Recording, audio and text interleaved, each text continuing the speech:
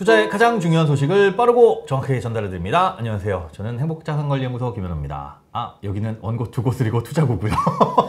혼자 하니까 우리 전민기 팀장님 없어가지고 외롭네요. 하지만 오늘은 전민기 팀장님 없어도 내용이 풍성하고 알차고 꽉 차 있을 거라는 사실 먼저 전달해 드립니다. 우리 그런 생각들 많이 하잖아요. 돈만 있으면 목 좋은 곳에 빌딩 하나 사가지고 그냥 놀고 먹으면서 임대료 받았으면 좋겠다, 이런 생각들 많이 하시는데 사실 꿈이죠. 건물주의 꿈, 뭐 서민들에 대해서는 그런 거 대단히 멀리 있는 얘기처럼 느껴지는 꿈인데, 우리 작가님이 좋은 말을 써주셨어요. 꿈에서 깨면 꿈이지만 꿈을 이루면 현실이 된다. 예, 상가 경매를 통해서 꿈을 이뤄드리는 분이 있습니다. 본인만 꿈꾸시는 분이 아니라 부동산 경매꾼 박진규 대표님을 모시겠습니다. 안녕하세요. 네, 안녕하세요. 반갑습니다. 더 470. 네, 맞습니다. 네. 이게 무슨 뜻이냐고 제가 이 촬영 들어가기 전에 여쭤봤는데 45가지 심오한 뜻이 있다. 네. 라고 해서 안 여쭤봤어요. 몇 번째 뜻을 원하는지 말씀하시면 언제든 대답해 드릴 수 있습니다. 가장 이게 심오한 뜻이다. 이 더불어서 같이 산다는 의미가 담겨 있는데요. 더 470이요? 네네. 어디예요? 거기까지만 말씀드리겠습니다. 더불어서 함께하자, 같이 잘 살자, 이런 뜻이 있습니다. 밀당남. 이거는 제가 공부하겠습니다. 나중에 추적해서. 알겠습니다. 자, 귀한 분 모셨으니까 오늘 타이트하게 들어갈게요. 경매에 대해서는 우리가 궁금하신 분들 많으시고 또 생소하기 때문에, 그리고 뭔가 어렵다고 느끼시는 분들이 많을 것 같아요. 저도 그렇고. 그런데 우리가 어렴풋이 생각하기엔 요즘에 부동산 경기도 불안불안한데 경매 그런 거면 좀 약간 또 불안한 거 아니야? 더 불안한 거 아니야? 라고 생각하시는 분들이 저를 포함해서 많이 계실 거예요. 어떠신가요? 이 부동산 경기라고 할까? 이런 거에 영향. 저도 불안합니다. 뭐 이렇게 하면 안 되겠지만 네. 우선은 저희가 언제부터일까요? IMF 이후 때라고 해도 될 것 같은데 네. 학습을 몇 단계 한 것 같아요. IMF 때 경기가 어땠었고 향후 부동산이 어떻게 바뀌었더라. 네네네. 그 다음에 외환 위기 때도 부동산이 어땠었고 향후에 어떻게 되더라. 그쵸. 이런 걸 알고 있기 때문에 지금 분명히 부동산 경기가 안 좋다고 언론에서도 하고 많이 주변에서도 그렇게 느끼고 있는데도 불구하고 경매에서 그 틈을 찾는 분들은 분명히 계시죠. 경기가 좋든 안 좋든 어쨌든 그 틈을 찾는다. 그렇죠. 실제로 대표님은 그 틈을 찾아서 일을 하시게 될 텐데 네. 저희가 느끼는 혹은 우려하는 그런 부동산 경기 밀접한 연관이 있나요? 영향? 이 채널을 보시는 분들이 네. 부동산 경매에 관심이 별로 많지 않으신 분들도 계실 거고 평소에 관심이 많았는데 어렵다고 생각하시는 분들도 분명히 계실 거라고 생각하는데요. 경매를 하려는 이유가 그러면 뭘까요? 부동산 투자가 아니라 하필 경매를 하는 이유. 네네. 좀 싸게 살려고. 싸게 살려고? 뭘 싸게 사는 거죠? 부동산을요. 예, 그렇죠. 본래는 목적은 부동산을 취득하는 데 그 목적이 있잖아요. 그렇죠. 취득을 해서 뭐를 하는 거예요, 그러면요? 사실 그게 없어요. 그러니까 예를 들어서 아파트면 좀 싸게 사고 싶다. 그래서 내가 저기 들어가서 살고 싶다는데 그게 아니라면 그렇게 싸게 사서 파는 거예요? 그게 본질인가요? 아니죠. 방금 얘기하셨던 이 채널을 보시는 분들도 가장 부동산 경매하고 채널을 보시는 이유가 수익을 거두려고 하는데 본래 목적이 있다는 거죠. 그렇죠. 궁극적으로 돈을 벌려고 하는 거잖아요. 그러면 경기가 안 좋다는데 경매로 취득을 해서 수익을 낸다고 하면 두 가지 경우가 있을 것 같아요. 시세보다 많이 싸게 사거나 투자 내가 이걸 갖고 있어도 괜찮아 라고 하거나 향후에 회복될 걸 생각해서 미리 선점하거나 라는 게 분명히 있겠죠. 쥐고 있거나. 그렇죠. 근데 거기 목적에 맞는 분들은 이 시장에서 살아남을 수 있는 거고, 일반적으로 단기적인 시세를 보고 지금 내가 부동산을 매입해서 수익을 거두겠다는 분들은 매력을 못 느낄 수도 있기 때문에 이 시장에서 떠나갈 수 있겠죠. 근데 그런 차이가 분명히 있을 겁니다. 어려운데 그럼 저희는 어떤 식으로 접근을 해야 되나? 그러니까 무슨 말씀이냐면 경매를 하시는 분들이나 경매를 다루는 채널들 뭐 그걸 이제 알려주시는 분들 많이 있잖아요. 학원들도 있을 정도로. 그런데 그렇게 많은 경매 전문가라는 분들 중에서도 대표님을 모신 게 독특한 특출난 점이 있으니까 대표님께 배우려고 하는 거잖아요. 저희는 어떤 부분을 가져가면 될까요? 독특하고 특출난 걸 여쭤보니까 처음 시작하면서 조금 소장 있게 아쉬웠던 게 앞에 뭐 부익남님 오고 이럴 때는 인사 멘트가 부동산 하시는 분들이 굉장히 잘생기셨네요 뭐 이런 얘기를 하셨거든요. 그거 다 대본에 써주시는 건데 우리 작가님이 안 써주신 거예요? 나도 저도 이제 나갈 때가 됐구나 그러고 나왔거든요. 근데 전혀 그런 멘트가 없으시네요. 다시 갈게요. 자, 이렇게. 제가 정말 큰 실수를 했습니다. 아, 네. 네. 저는 이렇게 생각합니다. 네. 그 부동산 경매는 부동산 취득의 하나의 방법일 뿐이고요. 그리고 경매로 취득하든 매매로 취득하든 그건 전혀 상관이 없어요. 부동산이 필요한 부동산은 사면 돼요. 근데 사는 목적 자체가 수익이라면, 우리가 투자의 개념이라면 네. 내가 할 수 있는 투자가 맞는지 그 특성을 찾는 게 중요할 것 같아요. 할 수 있는 투자가 맞는지라고 하면 그 능력을 얘기하는 거예요. 그러니까 예를 들어서 제가 100억짜리 건물은 못 살 것 같거든요. 돈이 없으니까. 네. 그런 류의 할 수 있냐 없냐를 말씀하시는 건지, 아니면 경매 그러면 사실 알아야 되는 게 권리 분석 뭐 이런 뭔가 법적인 부분들, 이런 지식적인 측면을 얘기하시는 건지, 아니면 그거 다 아닌지. 그래서 제가 좀 구분을 하기 위해서 네. 제가 하고 있는 경매에 대해서는 예. 고차원 경매라는 말을 붙이거든요. 네. 이게 고차원이 어렵다의 고차가 아니라. 대표님이 만드신 말이죠? 그럼요. 고차원 경매가 되게 고차원 이거 아니에요? 원래 4차원으로 하려다가요. 네. 조금 이렇게 생각할까봐 네. 4차원은 안 되겠다. 네. 고차원으로 하자. 이렇게 된 겁니다. 그래서 뭐예요? 핵심은 고차원 경매. 그러니까 경매인데 네. 여러분들이 생각하듯이 그냥 싸게 산다 이게 아니고요. 네. 개인의 역량에 맞는 투자 수익 구조를 찾는다. 여기에 핵심이 있습니다. 개인의 역량에 맞는 투자 수익 구조. 여러분들이 이것만 잊지 않으시면은 경매라는 거에 한 단계 넘어서는 단계가 분명히 있지 않을까 그렇게 생각을 해요. 이 개인의 역량은 다 다르잖아요. 네네. 근데 경매 물건은 A라는 경매 물건은 똑같은 거고, 그러면 이걸 접근하는 게 개인의 역량에 따라서 얘를 해야 될지 말아야 될지가 달라진다는 말씀이세요? 맞습니다. 맞는데요. 네. 우선은 개인의 역량은 여러 가지가 있을 수 있겠죠. 네. 우선은 부동산을 싸게 사는 방법 중에 네. 제일 편한 건 뭐가 있을까요? 부동산 싸게 사는 방법이요? 네. 그게 방법이 있나요? 싸게 사는 경매? 싸게 팔라 그래서 팔면은 싸게 사는 거죠. 그렇죠. 네, 근데 그럴 가능성은 적고. 그렇죠. 그러면 경매에서 싸게 사는 방법은 뭐가 있을까요?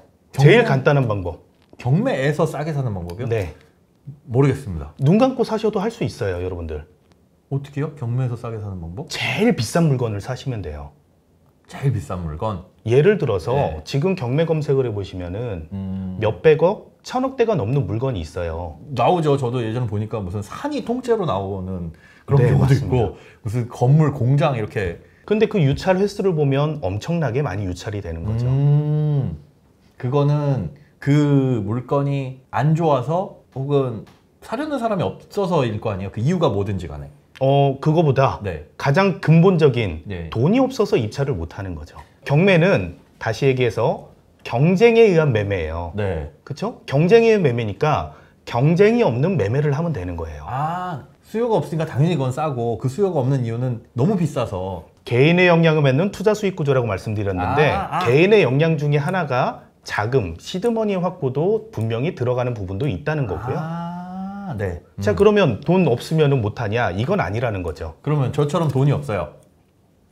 그리고 경매에 대한 지식도 없어요. 물론 그거는 그 정도는 공부해야지 하고 혼내시면은 네, 알겠습니다 하는데, 그러면 그거는 돈 없고 공부하면 될 만한 수준이면 저는 뭘 찾아야 돼요? 저의 그 역량?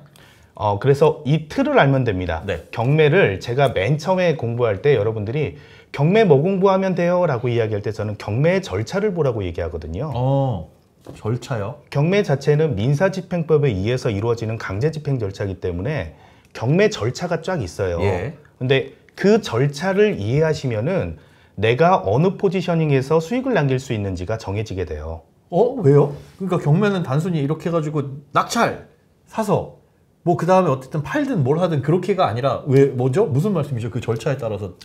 이건 방금 조금 전에 전제를 까신 게 예. 돈이 없는 상태에서 경매에서 수익을 남길 수 있는 법이 없냐고 여쭤보셨기 때문에 그 절차상에서 우리가 수익을 남기는 법을 찾는 법이 있는데 네.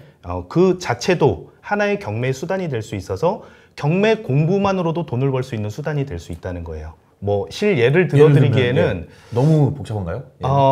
이게 좀 너무 전문적으로 들어가는 것 같아서 그래서 제가 드리고 싶은 얘기는 금액이 없어도 수익을 낼 수 있는 방법은 있다. 권리관계를 풀어드리면서 수익을 남길 수 있는 법이 있고요. 예. 아니면은 소액이 있다. 그러면은 기본적으로는 여러분들이 많이 하는 거는 나만의 출구 전략을 찾을 수 있으면 돼요. 나만의 출구 전략? 출구 전략이라는 거는 팔고 나온다는 거죠. 최종 목적은 파는 게 되겠지만 네. 보유 목적에 따라서, 그러니까 부동산을 사는 목적에 따라서 다르겠죠. 팔아서 수익을 가져가는 게 목적인지. 출구 전략도 네, 그렇죠. 파는 게 있고 아니면 뭐가 있어요? 보유하고 있으면서 내 자산 가치를 높이면서 거기에서 나오는 또 수익을 남기는 게 있습니다. 예를 들어서 네. 회사, 법인의 형태다. 제조업을 하고 계세요. 제조업의 재무제표를 건실하게 만들기 위해서 경매를 이용하는 방법도 있겠죠. 응? 자, 갑자기? 어떻게 해요? 법인 공장이 있습니다. 제가 법인 공장이라는 거죠? 네네. 네네네. 일반적으로 공장이 성장하기 위해서는 네. 투자가 돼야 되죠. 그렇죠. 투자를 하려면 그 돈을 어디서 가지고 오죠? 뭐 투자자한테 받거나 대출을 받거나. 그렇죠. 네. 그러면 투자자나 네. 은행은 금융권에서는 뭘 믿고 이 회사에 돈을 빌려줄까요? 담보 아니면 뭐 글쎄요. 담보 아니면 어떤 신기술 이런 것들은 뭐 정책적으로 해주는 거고. 재무제표를 보면서 부채 비율이 얼마나 되고 네. 자기 자본 얼마 되는지 평가를 하겠죠. 예. 그렇죠? 그때 자산을 늘릴 수 있는 방법이 가능하다는 거예요. 경매를 통해서요? 네. 예를 들어 볼까요? 네. 제조업이 있어요. 네. 자산이 하나도 없었는데 100억짜리 감정평가된 금액을 50억에 매입을 합니다. 네. 100억짜리 뭐 공장 지을 수 있는 터전이 있다. 네네. 누가 낙찰 안 받을 거예요. 네. 50억의 절반값의 낙찰을 받았어요. 네네. 그럼 재무제표에 네. 자본이 자산이 어떻게 잡히죠? 자본이 늘어나는구나. 그렇죠. 근데 자산은 50억으로 잡혀요. 예. 매입가, 낙찰가로 잡혀요. 네. 낙찰가 50억이 잡혔는데 이게 향후 2년 뒤에 다시 재감정을 하게 됐을 때 더 정확히 자산 재평가를 했을 때 내 자산이 100억으로 잡히게 되는 거죠. 신기하네요, 그건. 그럼 그러네. 회사 재무 구조가 아무 노력을 하는데 그러니까. 좋아질 수 있다는 거죠. 그러면 거기에서 이제 극복해야 될 난관은 그걸 100억짜리를 어쨌든 50억은 있어야 가져오는 거니까. 네. 그쵸. 뭐 어쨌든 하나의 방법을 50억에 가져오시려면 기업체를 돌렸다. 그럼 네. 좀 극단적으로 얘기해서 50억이면 한 5억 정도만 내 자본이 있어도 45억이 대출이 가능합니다. 대출이요? 네네. 그 사업체가 뭐든지 간에? 그러니까 아까 말씀하신 꼭 그렇진 않아요. 상환 능력이 있을 정도의 회사는 돼야겠죠. 평가는 그러면... 받아야겠지만 왜냐하면 100억짜리를 50억에 받았기 때문에 네. 금융기관에서는 100억짜리의 담보가 있다라고 판단을 해요. 그렇죠. 이분이 어차피 잘못돼도 이거 또 경매로 넘겨버리면 되니까. 그렇죠. 근데 50억에 낙찰 받았으니까 감정가의 70%나 낙찰가의 80% 중에 적은 금액을 기준으로 우선 대출을 심사합니다. 그럼 5, 8에 44억. 그렇죠. 40억. 40억. 예. 40억으로 기준 삼고 여기에 추가 대출이 가능할지를 보는데 회사를 회사를 운영하기 40억은 때문에 나오는 거예요? 그럼요. 추가 대출이 가능한 걸 볼 수 있는 건 운영자금 네. 더하기 시설자금이 되겠죠. 음. 예를 들어서 이 공장이 여기에다 제2공장을 만들겠다고 신청을 했다. 예. 그럼 공장을 건축하는 비용, 그다음 그 안에 들어가는 기계가까지 다 대출이 가능한 꼴이 되는 거예요. 오. 아, 결국은 그러면 그 사이즈로 대출이 나올 만한 물건을 찾으면 되겠네요. 굳이 100억이 아니더라도. 100억이면 좋겠지만. 그럼요. 오. 각자의 개인에 맞춰서 해야 되는데 제가 처음부터 지금까지 지금 소장님 말씀하시는데 자꾸 말을 좀 약간 돌리면서 얘기하는 이유는 개인의 역량에 따른 투자 수익 구조가 다르다는 거예요. 네, 말씀 들어보니까 경매를 경매 자체로만 보면 안 된다는 거죠. 그냥 그거는 하나의 수단, 뭔가 싸게 취득할 수 있는 방법인 그렇죠. 거고 네네. 굳이 경매가 아니더라도 효율은 떨어지지만 네. 출구 전략만 확실하면 지금 하시는 그런 사업 구조가 얼마든지 가능한 거네요. 예, 맞습니다. 맞는데 네. 아까 조금 전에 얘기했던 경매에 나왔던 100억짜리를 50억에 산 사례를 한번 들어볼게요. 네. 100억짜리 강원도 야산이 네. 매각을 해야 돼요. 얼마에 팔까요? 그냥 팔려는 사람이요? 네, 경매가 매매로 팔려면요. 그게 팔려요? 그것도 안 팔려도 100억의 가치니까 100억에 내놓죠. 100억에 당연히. 내놓죠. 예, 예. 여기에서 뭐 조율을 해봤자 싸게 해도 95억이나 중간에서 뭐 소개를 더 주고 파는 방법이 있겠죠. 네. 그 폭이 굉장히 적다는 거예요. 근데 해봐야. 경매는 네. 이게 시장에 나왔을 때 누구도 이 가치를 인정해주지 않으면 계속 떨어집니다. 아까 말씀하신 것처럼 또 비싸면 비쌀수록 더더욱. 네, 그럼요. 그렇다 보니까 낮은 가격에서 우리가 매입할 수 있는 조건이 형성이 되는 거죠. 갑자기 든 생각인데 네네. 대표님은 왜 이걸 시작하셨어요?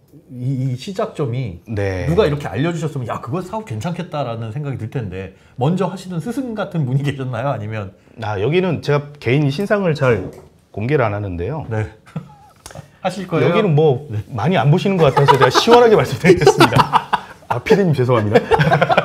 혹시 무슨 이런 거 좋지 않으세요? 불법적인 일 하시는 거 그게 아니죠? 아니고요. 네. 제가 나이가 44입니다. 오, 네. 형이네요, 형. 저 네? 에이, 설마요. 그건 아니겠죠. 저 80년 원숭입니다. 못 들은 걸로 하겠습니다. 44인데 혹시 자제분이 몇 살이세요? 없어요. 저는 미혼. 결혼을 못 하셨나요? 네, 못했어요. 오늘 여기까지 하죠. 죄송합니다. 제가 괜히 여쭤봤네요. 네. 그래서 제가 44살인데 네. 이제 첫째 아들이 25이에요. 에? 그 뒤로 짜자자작 있습니다. 4명이나 돼요, 애가. 그래서 저는 이제 친아들. 이 친아들이죠. 왜 제 아니 뭐 홍길동도 아니고 입양할 수도 있고 뭐 그런데 아버지라 부르십니다. 44세, 19살에 그러면 생일도 좀 빠르고 해서 정상적인 절차를 거쳐서 모든 건 잘 해왔습니다. 그랬는데요. 네. 그러니까 사회 전선에 좀 빨리 뛰어들었죠. 네. 그래서 이제 20대 초반부터 23살 때부터 이제 사업을 시작을 했어요. 원래 좀 잘 사셨나요? 아닙니다. 유통업 마트를 먼저 시작했기 때문에 네. 몸으로 벌었죠. 배추 팔고 수박 팔고 유통업을 먼저 기반으로 회사를 만들었고요. 지금 20년 됐습니다. 저희 회사가. 지금 이 네, 20년 차 470이요? 네, 네, 맞습니다. 와. 그래서 20년 된 회사고 유통업을 기반으로 매장을 여러 개를 뻗어 나갔었어요. 그 유통 그 아까 마트라고 네, 그 마트를 여러 개 만드셨다고요? 마트를 22개 정도까지 했었고 그다음에 이제 재벌이시네요. 아닙니다. 경기도에 물류센터도 만들었었어요. 그래서 재벌이시네. 맞네. 경기 북부 소상공인의 물류를 만들겠다라는 어이없는 생각을 하고 물류에서 큰 쓴맛을 봤었죠. 뭐 회사가 망한 건 아니었는데요. 네. 많이 휘청할 정도로 물류로 많이 손해를 봤었어요. 이제 그렇게 확장을 하셨는데도. 네네. 그걸 하면서 네. 그때 이제 많이 깨달은 게 뭐였냐면은 생각과 현실은 분명히 다른 게 있구나. 제 사업 구상은 굉장히 맞는 것 같았는데 네. 저만의 착각이었던 거죠. 그거는 아예 지금 생각해도 안 될 사업이었나요? 아니면은 아닙니다. 시기가 너무 빨랐어요. 지금이라도 그럼 다시. 절대 뭐 그런 생각 어쨌든 그걸 하시다가 하다가 이제 물류 사업을 하다 보니까 점포도 많아지고 물건을 공급하다 보니까 네. 소상공인 분들이 이제 저희한테 의뢰를 많이 하게 된 거죠. 이것 좀 도와주시면 안 돼요 하면서 자연스럽게 컨설팅처럼 여기 장사 안 되는 애를 장사 잘 되게 만들고 또 새로 출점하겠다면 가게 자리를 봐드리고 이런 걸 이제 도와드리게 된 거예요. 그 업종은 다 똑같은 업종이었어요? 아니면은 다 달랐습니다. 그냥 뭐 고깃집에서도 도와달라 그러고 미용실에서도 도와달라 그러고 왜냐하면 마트 자체가 종합적으로 유통을 하잖아요. 근데 그렇죠. 그렇게 하는데 미용실이나 뭐 학원 이런 거하고는 좀 약간 상관없지 않나요? 근데 저희가 이제 그런 걸 잘 한다는 얘기를 듣고 소문이 나니까 소개로 이제 오시게 된 거죠. 유통을 하시다 보니까 그런 쪽으로 어떻게 보면 발전이 되신 거네요. 그런데 제가 너무 착하고 순진하고 해서요. 네. 비용 같은 거 하나도 안 받고 순수하게 도와드렸어요. 도와드리고 이런 경험을 많이 쌓았었죠. 그러다 보니까 그 노하우가 생기게 됐고 이 노하우를 가지고 제 물류가 잘 버텼어야 되는데 물류는 이제 문을 닫게 된 거예요. 근데 물류의 문을 닫다 보니까 물류 안에 직원들이 많이 있었잖아요. 꼭 일을 하셔야 되는 분들, 이런 분들을 정리할 수가 없으니까 여러 창업을 시작하게 된 거죠. 대단하시다. 2008년도 그 정도 된 것 같아요.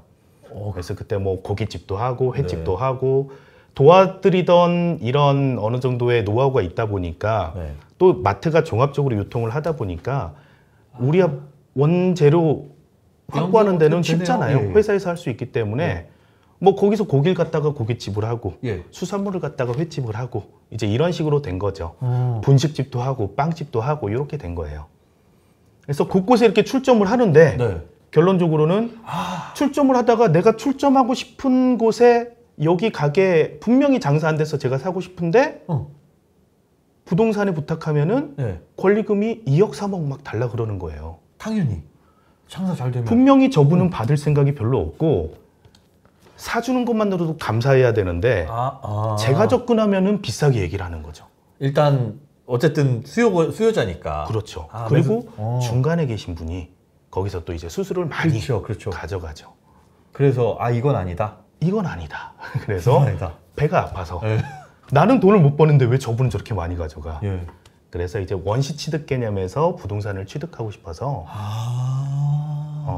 경매를 접목하게 된 거고요. 또 하나가 그렇게 장사를 많이 하고 나서 저를 뒤돌아보니까 결국 저한테 남은 재산이 별로 없었다는 거죠. 개인 명의로 된 아파트, 네. 뭐 상가, 요거 빼고는 전 자산이 별로 없는 거예요. 근데 매장의 시설과 권리금으로 많이 녹아있던 거죠. 야, 거꾸로 가셨네요. 그러니까 경매로 돈을 벌자가 아니라 네네. 일단 일반적인 사업을 하는데 어떻게 보면 거기에 들어가는 투입되는 자금들이 너무 아까워서 이걸 어떻게 좀 줄여볼까 그렇게 하다 보니까 경매 쪽으로. 네네, 그렇게 됐습니다. 그래서 경매를 배우러 갔는데 지금 여러분들하고 똑같을 것 같아요. 경매를 배우러 갔는데 조금 편하게 좀 쉽게 얘기하면 예. 어이가 없었어요. 왜요? 왜 저렇게 얘기를 하지? 배우러 갔는데? 네. 그러니까 저는 이제 경매를 어떻게 사야 되는지 이제 이것만 알고 싶어서 네네네. 경매 어떻게 하는지는 알아야 될 거 아니에요. 그쵸. 그래서 갔는데 네. 그쪽에서 이제 지도하시는 분께서 얘기하는 거는 시세가 얼마인데 얼마니까 싸다라고 얘기를 하는 거예요. 그러니까 경매 물건이 감정가가 10억인데 네. 6억까지 떨어졌어요. 네네네. 그러니까 싸서 사도 된대요. 근데 거기는 분명히 장사가 안 될 자리인데 저걸 사서 뭐 하지? 저는 그렇게 생각을 한 거죠. 이미 그때는 본능적으로 그냥 출구 전략이라는 게 새겨지시는 거네요. 그렇죠. 왜냐면 그걸로 인해서 들어가시게 된 거니까. 네네, 맞습니다. 아. 그렇게 하면서 이제 경매를 접목해서 네. 취득을 하고 그쪽에서 사업을 해나가면서 회사의 자본도 많이 늘어나게 되고 그다음 순이익도 급증하게 된 그런 케이스가 되죠. 회사가 경매로는 1년에 회사 이름으로는 네.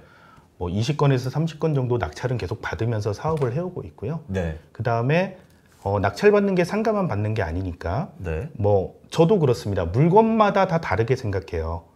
토지를 샀을 땐 토지의 출구 전략에 따라서 이건 이자만 내고 묵혀둬야 되는 건지 바로 개발을 들어가야 되는지 고민을 하고 상가도 제가 매입을 했어도 이거는 임차를 어떤 업종에 주는 게 효율적인지 네.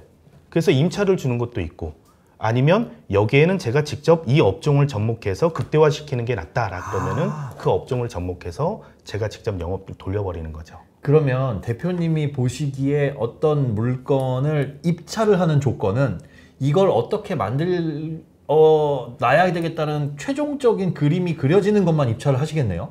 네, 정확히 역시 소장님 대단하십니다. 네. 소름. 저는 네. 생각에 경매는 예를 들어 뭐 1억짜리가 7천에 나온 게 있고 어떤 거는 1억짜리가 이제 4천까지 갖고 이러면 1억인데 4천 요게 싸네. 그럼 이거 사야지 라고 접근했는데 그게 아니라 가격이 뭐 얼마든지 간에 그거는 이제 내 능력대로 가는 거고 이거를 낙찰 받아서 뭘로 만들어서 어떻게 팔 것이냐 팔만하게 그림을 그려주면 지금 소장님 말씀하실 때 전제 조건 깐 게 있었죠. 1억짜리인데 네. 짤이라는 그 개념을 생각을 해보자는 거죠. 저는 그 감정가. 네. 1억짜리인데 5천만 원에 샀는데 5천만 원에도 안 나가요. 그게 1억짜리로 인정할 수 있을까요? 아니요. 그러니까 짤이라는 건 서로 거래가 돼야 사는 사람과 파는 사람이 접촉이 돼야 이 거래가액이 짤이라는 개념이 맞는 건데 그쵸. 그걸 감정평가로도 이야기할 수 없는 거고 네. 그건 참고하는 가격이네요. 예, 맞습니다. 네, 정확하십니다. 그리고 그 짤이라는 걸 만드는 건 그게 능력인 거고. 네, 맞습니다. 저는 그걸 명분이라는 말을 쓰는데요. 그러니까 명분을 주는 거죠. 이 부동산 가치를 만드는 거네요. 네. 1억짜리를 5천에 샀으면 1억짜리로 다시 보이게 명분을 주자는 거죠. 그런데 훨씬 수월하겠죠. 경매로 하면. 왜 수월할까요? 1억짜리라고 감정평가사가 인정을 했으니까 네네. 5천에 산 건 내가 싸게 산 거잖아요. 그렇죠. 내 능력이지 그게 왜. 그렇죠. 네. 그럼 1억에 다시 되파는 명분만 주어졌을 때는 1억짜리로 보일 확률이 많은 거죠. 그러니까 이거는 당연한 거예요. 5천짜리를 1억짜리로 보이게 만드는 거는 어려운 게 아니라 당연한데 가치를 못 찾아주고 있던 거고. 그렇죠. 그렇죠. 그다음 이제 제가 하는 단계는 네네. 1억짜리라고 얘기하는 걸 1억 5천짜리로 보이게 만들 수 있느냐죠. 그럼 다시 얘기해서 5천에 사서 1억 5천짜리로 만들 수 있느냐가 되는 거죠. 수익률을 극대화시킬 수 있느냐. 그게 대표님의 역량 같은데 그건. 점점 저도 공부하고 연구하고 발전하고 있는 단계인 거죠. 업종을 가리지 않나요? 제가 네. 지금 회사에서 운영하는 매장이 직영사업장이 21개가 있습니다. 그거는 업종이 다 달라요? 21개가 있는데 업종이 14개가 있어요. 네.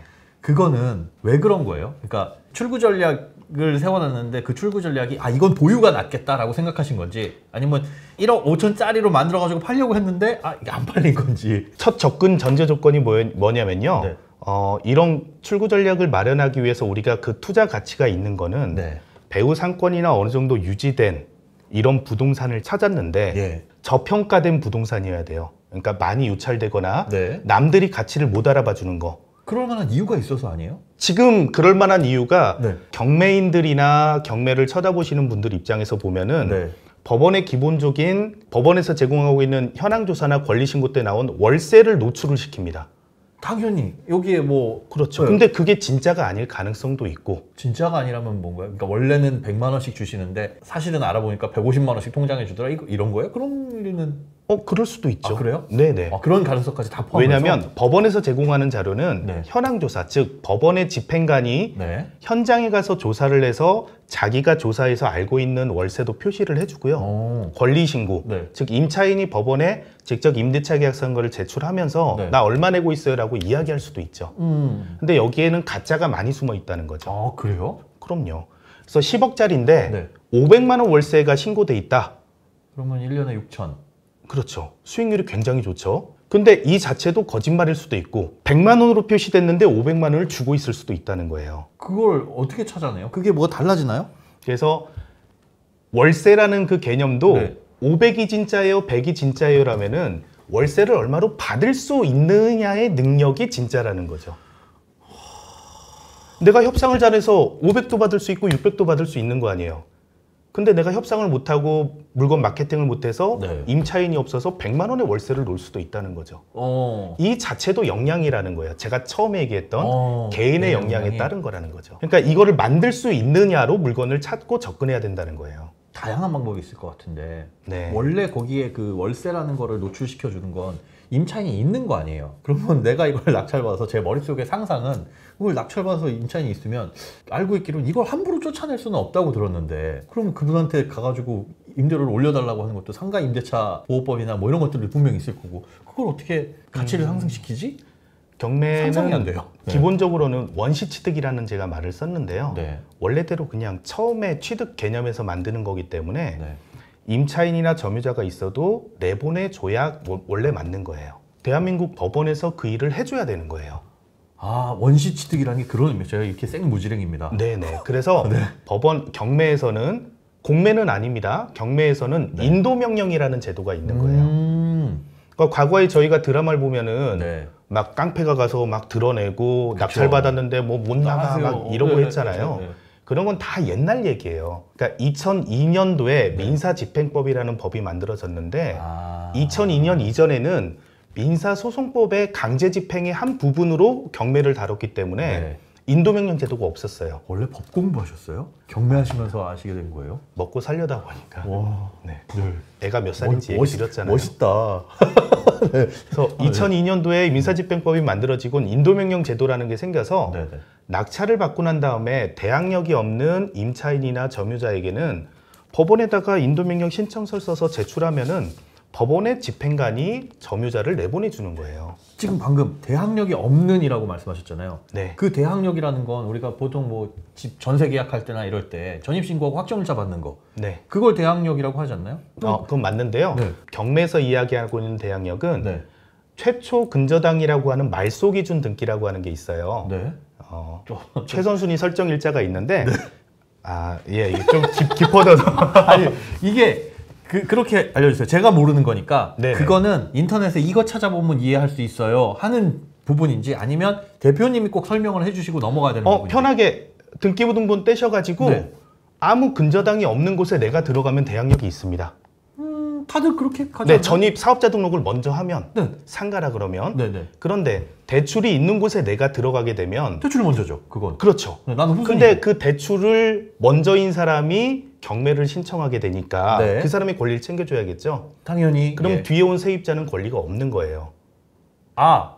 그 돈의 문제가 아니라. 네네. 그래서 이제 인도명령 대상자가 되는 거죠. 예를 들어 5억짜리다. 근데 여기에 대출이 1억 있어요. 네. 그럼 나는 보증금 2억 주고 들어가요. 이거 뭐 경매 너도 내 보증금 뭐 다 받겠네. 이 문제가 아니라 배당으로는 받을 수가 있죠. 근데 이게 좀 다른 개념입니다. 나간다라는 거예요? 예, 내보낸다는 거예요. 1번이면은 안 나가도 되는데? 네, 맞습니다.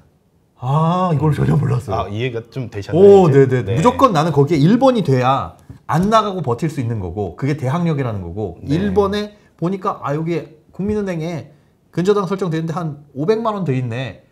소액이라도 내가 1번이 아니기 때문에 경매로 넘어가면 이거 배당으로 500만 원 빼주고 내 보증금 빼주고 넌 나가세요?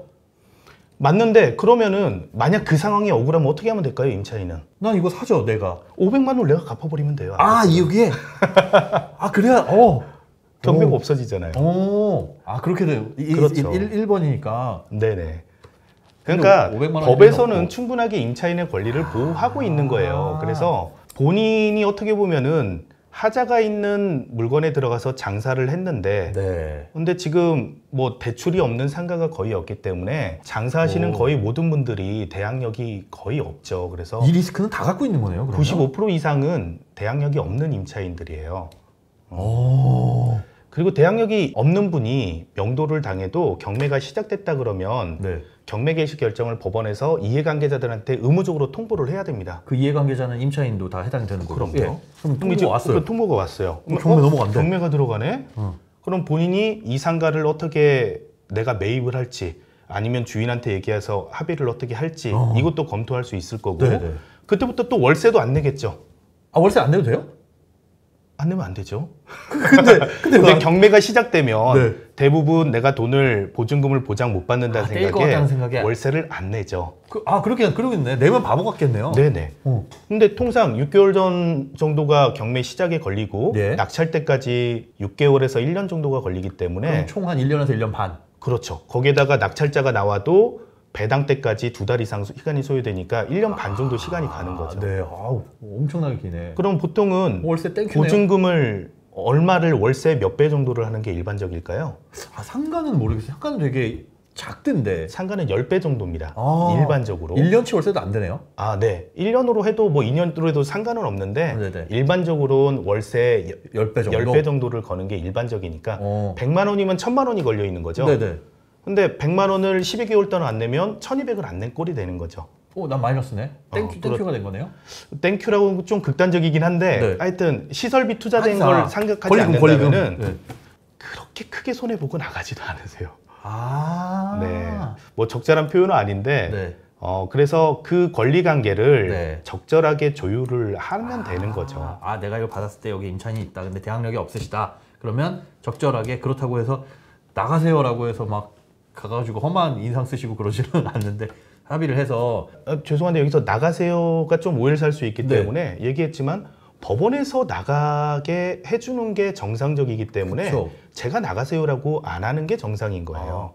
그러면 그분 입장에서는 저는 그쪽에 빙의가 됐는데 보증금은 그렇다 치더라도 권리금을 주고 들어왔을 경우도 있잖아요. 네네. 이 경우는 권리금은 못 받는 건가요? 못 받는 게 되죠. 그러면 그분이 경매 통지서를 이렇게 받은 분이라면 네. 어떤 액션을 취하는 게 가장 현명한 거예요? 본인이 이쪽에 시설비를 네. 5억짜리 상가인데 3억에 시설비를 해놨어요. 네. 내 보증금도 1억이에요. 예. 그러면 본인이 낙찰받는 게 더 유리하겠죠. 어떻게 되든 빚을 끌어내든 이거는 시설 투자한 거 3억은 날려버리는 거니까 잘못하면. 네, 이거는 분명히 권리 분석을 해서 본인이 배당을 받을 수 있는 사람인지 없는지 그 다음에 시설비는 어떤지 주변 시세는 어떤지에 따라서 다르긴 하지만 네. 내가 차지할 포지셔닝이 어딘지 보고 출구 전략을 잡는다면 되겠죠. 이 또한 고차원 경매의 한 부분이 될 수 있는 사례죠. 우와. 갈수록 빠져들고 있어. 네. 그러면 근데 저희 너무 어렵게 하는 거 아닌가요? 아니요. 되게 쉽게 설명을 해주셔가지고 설마 이게 어려우면 다시 들으면 돼. 다시 보면 돼요. 다시 보면 되죠. 돌려보고. 저희 지금 대본대로 하나도 안 하고 있는 거 맞죠? 네. 뭐 대본대로 갈까요? 자. 아니요. 저 대본대로 안 했으면 해서. 갑자기 대본대로 가면 네. 대본 이렇게 주셨는데 작가님 죄송해요. 이거 열심히 이렇게 막 고민해서 써주셨을 텐데 제가 이런 놈입니다. 이거 어떻게 나중에 뭐 맛있는 거 사드려야지. 아무튼 너무 얘기가 재밌어. 좋습니다. 이제 어렴풋이는 알 것 같아요. 그러면 세입자가 아니라 그걸 입찰하는 입장에서는 그런 권리 관계를 잘 따져가지고 좋습니다. 얘를 월세를 얼마나 더 받을 수 있을지는 야 여기는 학원이 들어와야 되는데 예를 들어 뭐 학원은 2층에도 있고 3층에도 있는데 네. 2층 3층에다가 고깃집 차려봐야 안 되는 것들이 많잖아. 아 그래 여기는 고깃집 할 장소가 아니야. 학원을 넣어야 돼 혹은 병원을 넣어야 돼. 그렇게 해서 월세를 불린다 라는 개념인가요? 고차원이라고 하면? 맞는 업종을 사람도 맞는 옷을 입어야 이렇게 핏이 나오잖아요. 예. 그렇죠? 그래서 똑같다고 보시면 됩니다. 모든 부동산은 그 목적에 맞게 사용해야 가장 가치가 높아지는 거예요. 그 목적을 어떻게 알아요? 그건 이제 대표님의 눈. 이거는 조금 경험이 필요한 건 사실이긴 한데요. 근데 저는 꼭 그렇게 생각하지 않는 게 이 영상 보시는 분들도 일상생활 속에 본인들이 많이 이용하고 본인이 잘하는 부동산이 분명히 있어요. 내가 잘 아는. 그럼요. 내가 필라테스를 뭐 자주 다니면서 필라테스 장소는 이런 게 좋다. 아니면 아이를 데리고 항상 학원을 갔는데 큰 도로 다니면서 애를 보낼 수가 없으니까 집 앞에 어느 정도가 학원 위치로 적당하다. 이런 노하우는 다 가지고 계신다고요. 그죠. 자기만의 기준이지만 여러분이 부동산에 관심이 있다면 일상생활 속에서 얼마든지 체득할 수 있고 이미 체득돼 계신데 모르는 거예요. 그지. 본인도 전문가인데. 야, 여기에는 이게 왜 있어? 한 거나. 맞아요. 저는 안타까운 그 상가를 늘 본 적이 있거든요. 그 가양역 10번 출구에 에스컬레이터를 타다 내려가다 보면 그 옆에 있는 그 상가는 한 3개월마다 한 번씩 주인이 바뀌어요. 네. 도대체 여기에 샌드위치 집을 차려서 뭐 하겠다는 거지? 여긴 다 퇴근하는 집에 들어가는 길에 저걸 왜 사 먹어? 그런 거. 어떤 업종이 적합할까요? 그거는 모르겠어요. 저기에 뭐가 근데 거기에 오래 계신 분이 뭐가 생겼냐면 명품 수선집. 네. 가방 수선해주고 하는 분이 앉았는데 그분은 지금까지 계세요. 몇 년 된 것 같네 이제는. 초기에 그 상가가 들어왔을 땐 무슨 카페도 생겼다가 없어지고 뭐도 생겼다가 계속 바뀌다가 명품 수선집이 생기더니 자리를 잡으셨어요. 명품 수선집 같은 게 목적 구매형 업종이기 때문에 목적 구매요? 예, 그 위치하고 상관이 없습니다. 그 검색해서 찾아가는 검색해서 거니까. 찾아가죠. 그렇죠. 우리가 아이폰 수리를 해야 돼요. 아이폰 수리 가까운 데로 찾아서 가잖아요. 그렇죠. 위치가 어디 있어도 끝까지 찾아서 가잖아요. 맞아요. 그렇죠? 카페나 김밥집이나 이건 지나가다 있으면 먹는 눈에 거고 보이는 쪽으로 가게 되는 거. 정말 충동 맛집 구매형이라고 합니다. 그런 거는. 그런 게 네네. 그래서 업종에 따른 차이를 이해를 하신다면은 충분히 지금 소장님 말씀하신 것도 이제 전문가의 반열에 접어들고 계시는 거예요. 지금 말씀해주신 그 구분 있잖아요. 카테고리 네네. 충동 구매형, 뭐 목적 네네. 이게 어디 무슨 책에 있나요? 공부할 수 있는? 예, 뭐 책도 있습니다. 네. 대표님이 책을 내신 거예요? 아니면 아닙니다. 저는 아니고? 원래 지금 이런 글을 쓰고 있는데 글자를 늦게 써가지고요. 요즘에 계속 이렇게 쓰고만 있습니다. 네.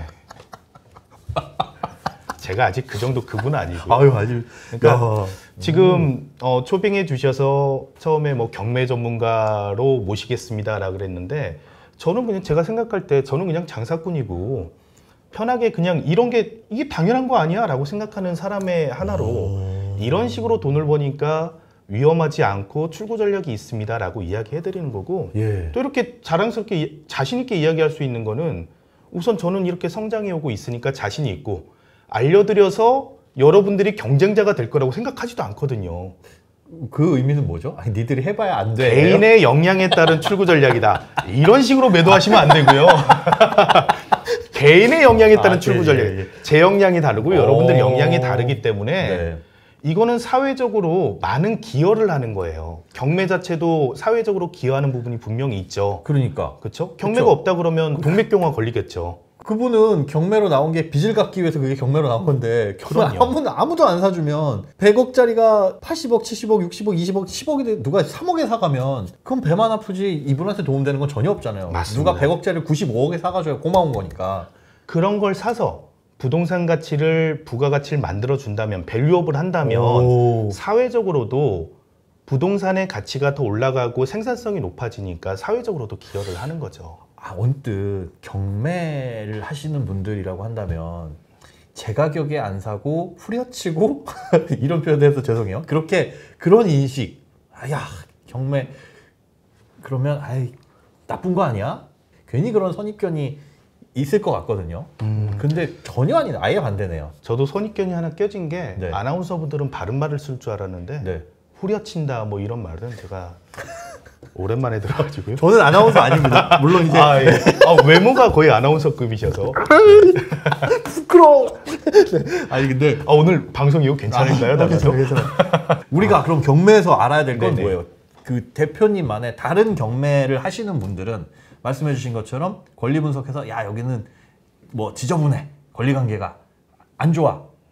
그런 것과는 아예 결이 다른 것 같거든요. 우선은 아까 이야기한 대로 네. 경매 자체가 자꾸 네. 민사집행법을 기반으로 죄송합니다. 아는 게 그거밖에 없어서 하기 때문에 네. 정답이 없어요. 정답이 없다. 네, 이 얘기가 적절할지 모르겠는데 네. 법에서 맞다면 맞는 거예요. 그렇죠. 법원 법대로 판단이. 해야지. 그거 뭐, 네. 우리가 뭐 안 되면 야 법대로 하잖아요. 네네. 네. 법에서 이게 패소해 버리면은 내가 아무리 억울해도 내가 진 거거든요. 그렇죠. 그래서 이거를 풀 수 있어야 경매가 더 가치가 있어지기는 합니다. 비비 꼬여 있는 걸. 네네. 그럼 혹시 접근을 할 때 비비 꼬여 있는 물건, 뭐 물론 그게 낙찰이 되는 게 그럴 가능성이 많은 물건이겠지만 네. 그런 것부터 접근을 하세요? 그런 게 돈이 되기는 하기 때문에 이렇게 네. 쳐다봐요. 저는 이렇게 많이 유찰되고 누가 쳐다보지 않으면 네. 이것 때문에 유찰되고 이래서 떨어졌구나가 아니라 네. 이러면 되는 거 아니야? 라는 역으로 생각하는 거죠. 그러니까 물건을 찾고 발굴할 때는 저는 이제 돈 냄새가 좀 나는 물건을 우선 찾고 네. 그 다음에 여기에 대해서 최대한 긍정적이고 엉뚱하게 생각을 해봐요. 그거는 지금 네. 더 470에서 대표님만 하시나요? 그 냄새를 맡는 일을? 저희 같이 하고 있는 식구들이 있기 때문에 냄새 잘 맡아요, 그분들도? 요즘 감이 좀 떨어진 것 같아가지고 그래요? 네, 새로 영입을 해야 되나 생각도 하고 있습니다. 그러세요? 네. 진짜로 진지하게? 후계자 양성 아니면 네. 예. 이거 영상 저희 직원들 못 보게 해야 저희가 그 편집은 초당 10,000원씩 받습니다. 그래서 초당 10,000원이에요? 아니에요. 자, 철수합시다. 근데 우선 저는 냄새를 맡고 네. 엉뚱한 생각을 하면은 추진을 하죠. 이러면 되는 거 아니야? 그리고 이제 전체 회의를 열면 여러 명이 저를 공격을 합니다. 안 되는 포인트. 이렇게 해서 안 되면 어쩔 거야? 그런 식이죠. 네. 그러면 약간 리스크 매니지먼트 하는 분이 또 계시고 저는 해서 늘 그런 시선이에요. 야, 그거 네. 이렇게 해서 안 되면 어쩔래? 저렇게 해서 안 되면 그렇게 해서 결국은 못 해요. 예, 그렇죠. 네. 네. 그런 부류고. 그게 이제 적절히 접목이 된다 그러면은 네. 출구 전략이 만들어진다는 거죠. 근데 그 출구 전략을 그냥 하나를 잡고 이게 출구 전략이 되면 안 된다는 거예요. 왜냐면 출구 전략을 하나 세웠다가 네. 이게 안 되면 이 투자는 실패한 게 되거든요. 그렇죠? 그러니까 출구 전략은 최소한 3개를 만들 때 이 3개 중에 마지막 4만은 네. 100% 출구 전략이 가능하도록 만드는 게 제가 추구하는 거예요. 예를 들어서 현재 임차하고 있는 임차인한테 네. 비싸게 월세를 준다. 싸게 받아가지고 1번이라 칠게요. 네. 두 번째, 임차인이 안 한다 그러면 임대를 준다. 그래서 비싸게 내나 본다. 네네. 이것도 안 돼요. 그럼 4만은 내가 한다. 내가 하면 되잖아요. 근데 그치. 그런데 그렇죠. 그러니까 내가 하는 업종에 대해서 나는 무조건 내가 할 수 있으니까.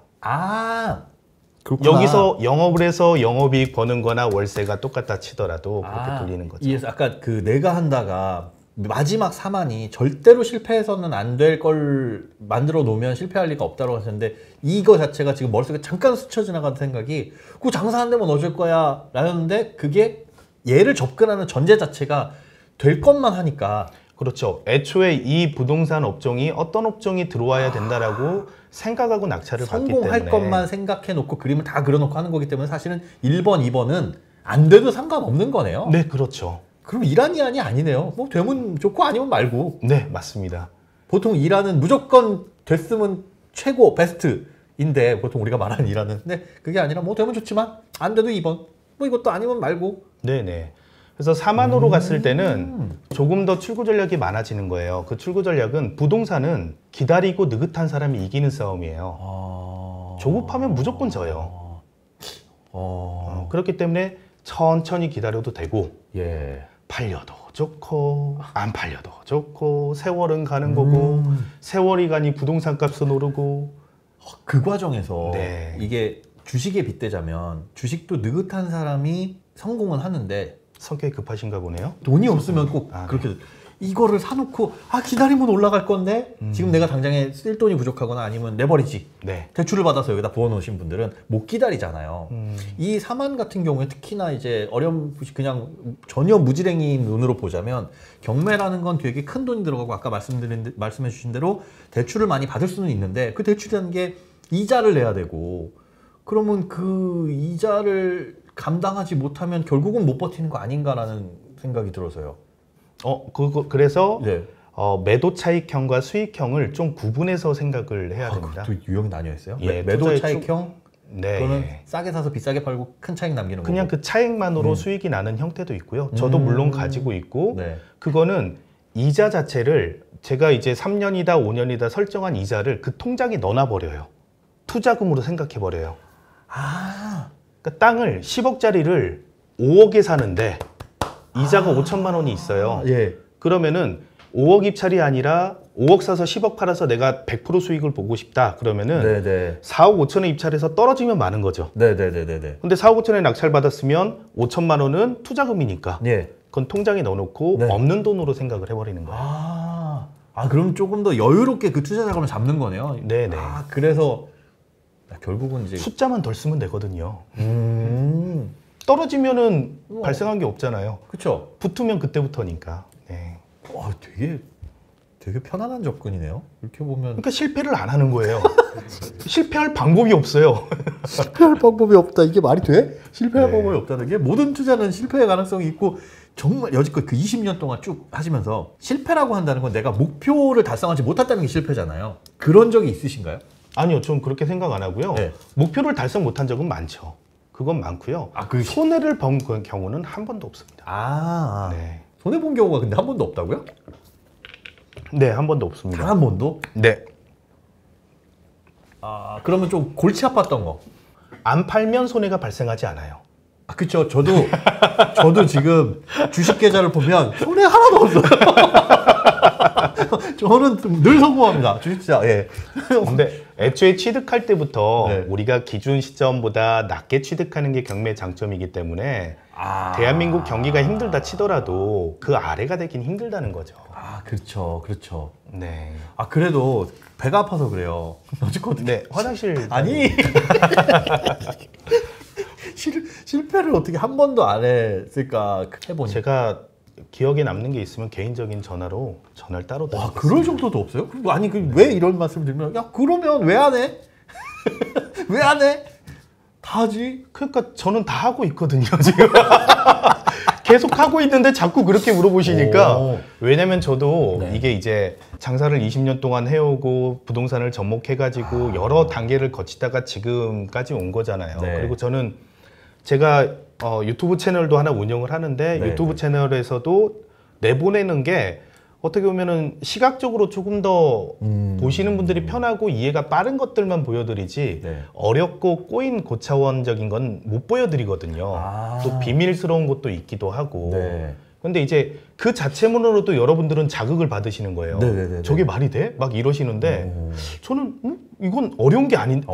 죄송해요. 이게 제가 잘나서 그런 게 아니라 잘난 척 하셔도 돼요. 구조가 다른 거예요. 구조가 달라서 그런 거여서 저는 그리고 이렇게 해오게 회사를 만들어 놨잖아요. 그러니까 이 회사 조직이 이러다 보니까 저는 저지르면 수습해주는 사람이 있고 또 거기에 따라서 위험 요소가 발생할 것 같으면 사전에 움직이는 사람도 있고 이걸 또 극대화시켜주는 사람도 있다 보니까 저는 가능한 경우가 되겠죠. 그러면 저 같은 사람이 대표님의 말씀을 듣고 그런 투자를 하고 싶다고 하면 어떤 걸 할 수 있는 거예요? 그러니까 대표님 학원에 들어가서 학원 수강생이 될 수 있는 거예요? 아니면 뭘 해야 되는지를 모르겠는 거예요. 나도 그거 해보고 싶다 라고 한다면 우선은 저는 개인 분들이 말씀을 하시면은 아까 얘기했던 고차원 경매에 대해서는 이해를 좀 해주시란 얘기를 자주 해요. 고차원 경매는 개인의 역량에 따른 투자 수익 구조다. 그러면 내 역량이 뭔지를 이렇게 내려놓고 다 한번 생각을 해봐야 됩니다. 시드는 얼마나 있는지, 자금부터.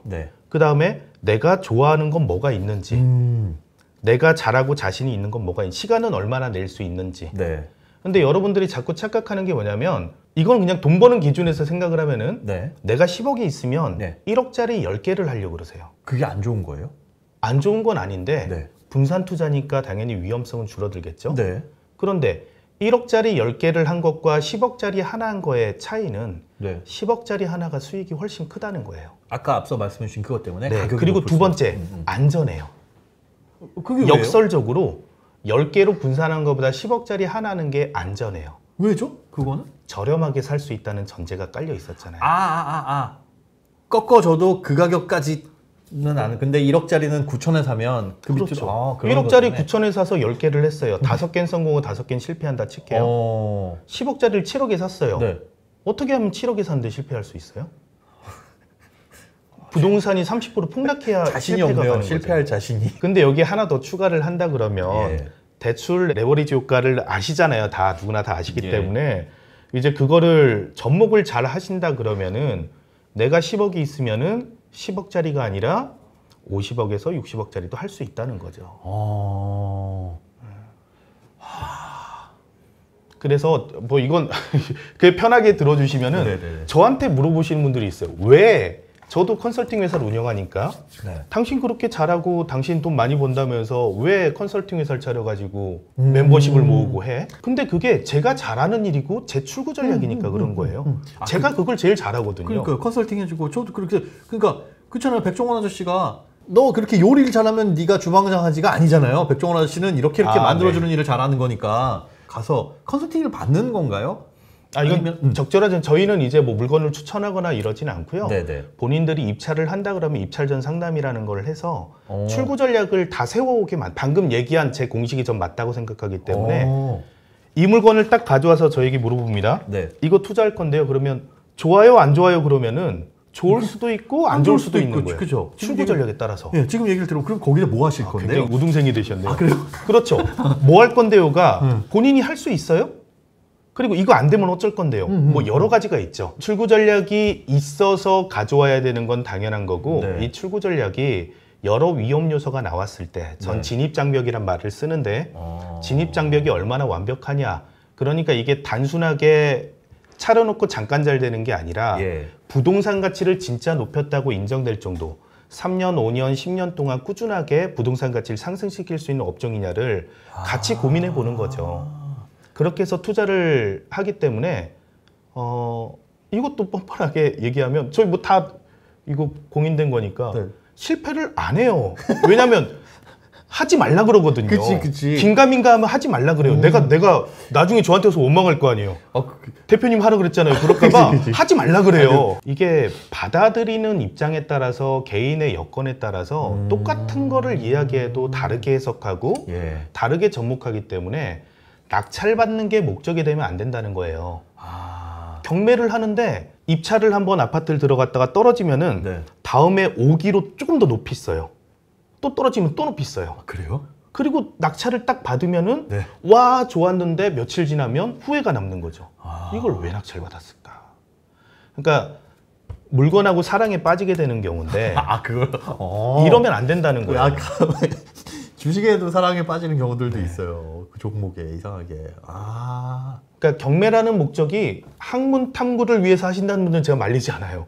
뭐 공부하고 싶어요 이런 분들은 말리지 않는데 돈 벌려고 경매에 관심 갖고 경매라는 게 어떤지 자꾸 알아가려고 하시는 거잖아요. 네, 그렇죠. 그러니까 본인만 돈 벌 수 있는 수단을 만든다면 누가 못 따라하는 거고 그다음부터 내 투자 수익 구조가 생기면은 경매 물건을 쳐다보면 약간 느낌이 무슨 느낌이냐면 금덩이 줍는 느낌?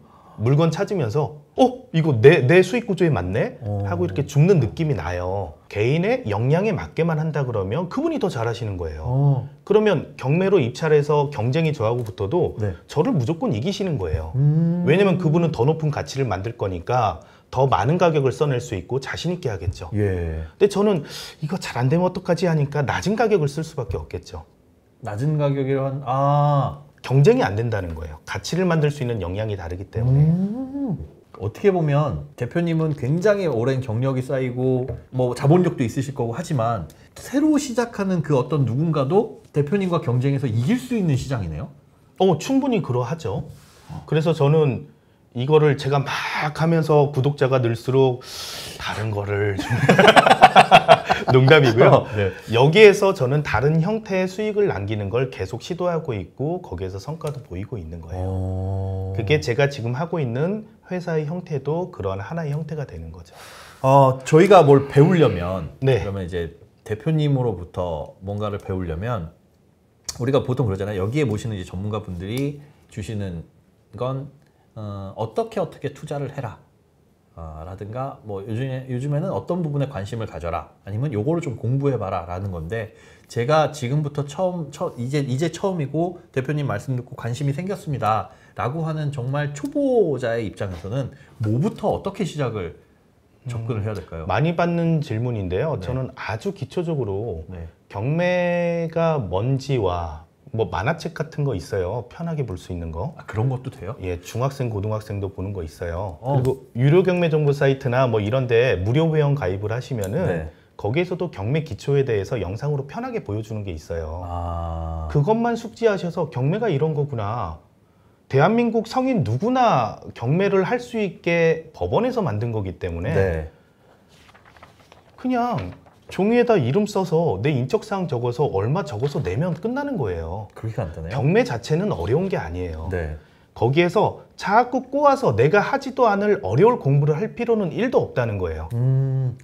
거기서 유치권 공부하고 법정지상권 공부하고 이거 남이 그런 얘기하는데 내가 모르면 왠지 뒤처지는 것 같고 이거 모르면 내가 경매하면 안 되는 것 같고 그런 생각 들어요. 큰일 날 것 같아요. 네. 그거 모르고 경매했다가 망할 것 같은 거예요. 근데 어디까지 알아야 되는지 내가 모르잖아요. 그렇죠. 그래서 만화책과 그런 간단한 것만 보고 네. 제가 이제 추천하는 건 조금 더 깊이 한다면 경매 절차는 좀 보셨으면 좋겠다. 경매 절차. 예, 그래서 경매 절차가 어떻게 되는지 그건 한번 보신 다음에 본다는 게 뭐예요? 현장 가서 보라는 거예요? 아니면... 네이버에서 검색, 포털 경매? 사이트에서 네. 예, 경매 절차 이렇게 검색하시면 나오니까 네. 이런 식으로 진행이 되는구나 정도만 숙지하시면 네. 그 다음에 아셔야 되는 거는 나만의 출구 전략을 찾기 위해서 나의 장점을 한번 나열을 해보는 거예요. 아까 말씀하신 것처럼 자본. 네네. 뭐 내가 시드가 얼마가 있는지, 예. 그 다음 내가 어떤 거에 관심이 있고 뭘 어떤 식으로 접근하면 내가 행복하고 뭐 재밌게 할 수 있는지, 남들보다 잘할 수 있는지, 예. 이제 이런 것들을 해서 부동산 가치를 올릴 수 있는 나만의 방법을 찾을 수 있는지를 보자는 거죠. 몰라도 전혀 상관이 없습니다.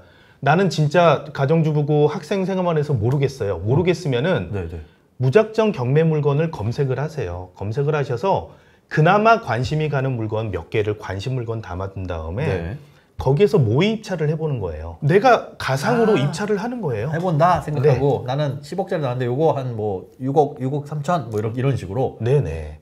이제 이런 식으로 해봐가지고 네. 이거를 얼마에 낙찰되는지를 보는 거죠. 예. 그러면 지금까지는 얼마에 낙찰된 거 보고 얼마 써야 되네, 어떻게 해야 되네, 뭐 이런 생각만 했다 그러면 네. 한 단계 더 나아가는 건 얼마에 낙찰받은 사람이 왜 그 가격에 낙찰받았는지 3개월, 6개월 뒤에 그 현장을 가보는 거예요.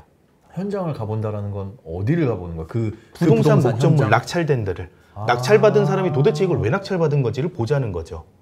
그러면 바뀐 모습을 보고 내가 배울 수 있다는 거죠. 와. 그러니까 내가 관심 가는 분야를 담아놓으라는 얘기를 분명히 제가 전제 조건 달았는데 관심 가는 분야였기 때문에 가서 눈으로 보면 깨닫는 게 엄청나게 많아요. 나는 여기에다가 베이커리 카페를 해서 이런 식으로 뭐 잘 되면 잘 될 것 같았는데 예. 그분이 감성 카페를 차려서 뭐 초대박이 났어요. 그러면 여긴 이런 게 더 맞는 거구나 라고 배우게 된다는 거죠.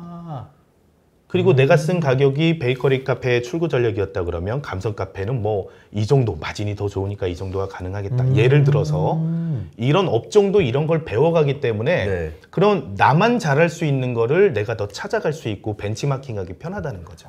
그러면 예를 들어 그 관심 가는 분야라는 건 뭐 카페를 예를 들게요. 카페가 이미 있는 것을 찾는 게 좋은가요? 아니면 카페가 될 만한 곳의 지역을 먼저 찾아가는 게 좋은 건가요? 검색을 하는 게? 제가 이야기하는 고차원 경매를 하기 위해서는 네. 기존의 카페가 없던 업종을 카페로 바꾸는 게 부가가치는 더 키울 수가 있어요. 근데 전제 조건이 예. 저평가된 부동산이라는 말을 했잖아요. 네. 많이 유찰됐다는 뜻이 아니에요. 다른 뜻인가요? 감정가보다 비싸게 사더라도 더 높은 가치로 만들 수 있다 그러면 그거는 저평가된 거예요. 내가 목적으로 하는 그걸 기준으로 세워놓고 네네. 그거보다 얼마나 싼지. 네네, 그렇죠.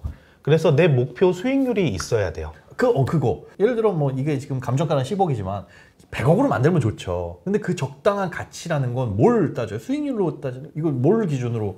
일반적으로는 수익률 기준으로 합니다. 수익률 기준으로 해서 네. 내가 출구 전략을 잡았을 때 이 정도 가격선에 내가 처리할 수 있다. 그 기준에서 네. 내가 역으로 내가 먹을 마진을 거꾸로 계산해서 입찰가를 정하는 거죠. 아, 어렵다. 그거 자체가 어렵거든요. 예를 들어 감정가는 그러면 일단 참고하는 가격이고 출구 전략으로 나올 가격을 설정하는 건 좀 전에 말씀드린 것처럼 비싸게 받으면 받을수록 좋지만 현실적인 가격이 있고 그럼 이거 다 갈아엎고 카페를 만들고 인테리어하고 뭐 이런 비용들 들어갈 거 아니에요? 그럼 그 중간에 금융 비용 이런 것들은 전문적인 시선으로 보고 그 일을 계속 해오신 입장에서는 그게 계산이 되신다는 건가요? 저는 뭐 그렇게 출구 전략을 잡고 예. 계산을 하고 나서 하는 건 맞는데요. 네. 잘 모르신다 그러면 조금 전에 제가 얘기했던 3개월, 6개월 뒤에 그 부동산이 어떻게 바뀌었는지 발화를 예. 조금 더 길게 가져보세요. 지금 당장 시작하시면 예. 가능한 얘기죠. 1년 뒤, 2년 뒤, 3년 뒤에 그 등기를 떼었을 때 네. 매각이 됐을 경우가 있을 거 아니에요. 예. 그러면 어느 정도 가격이 팔렸는지도 알 수 있겠죠. 음. 그리고 직접 방문을 해서 그 네. 사장님하고 얘기를 나눠보는 것도 충분히 가능하죠.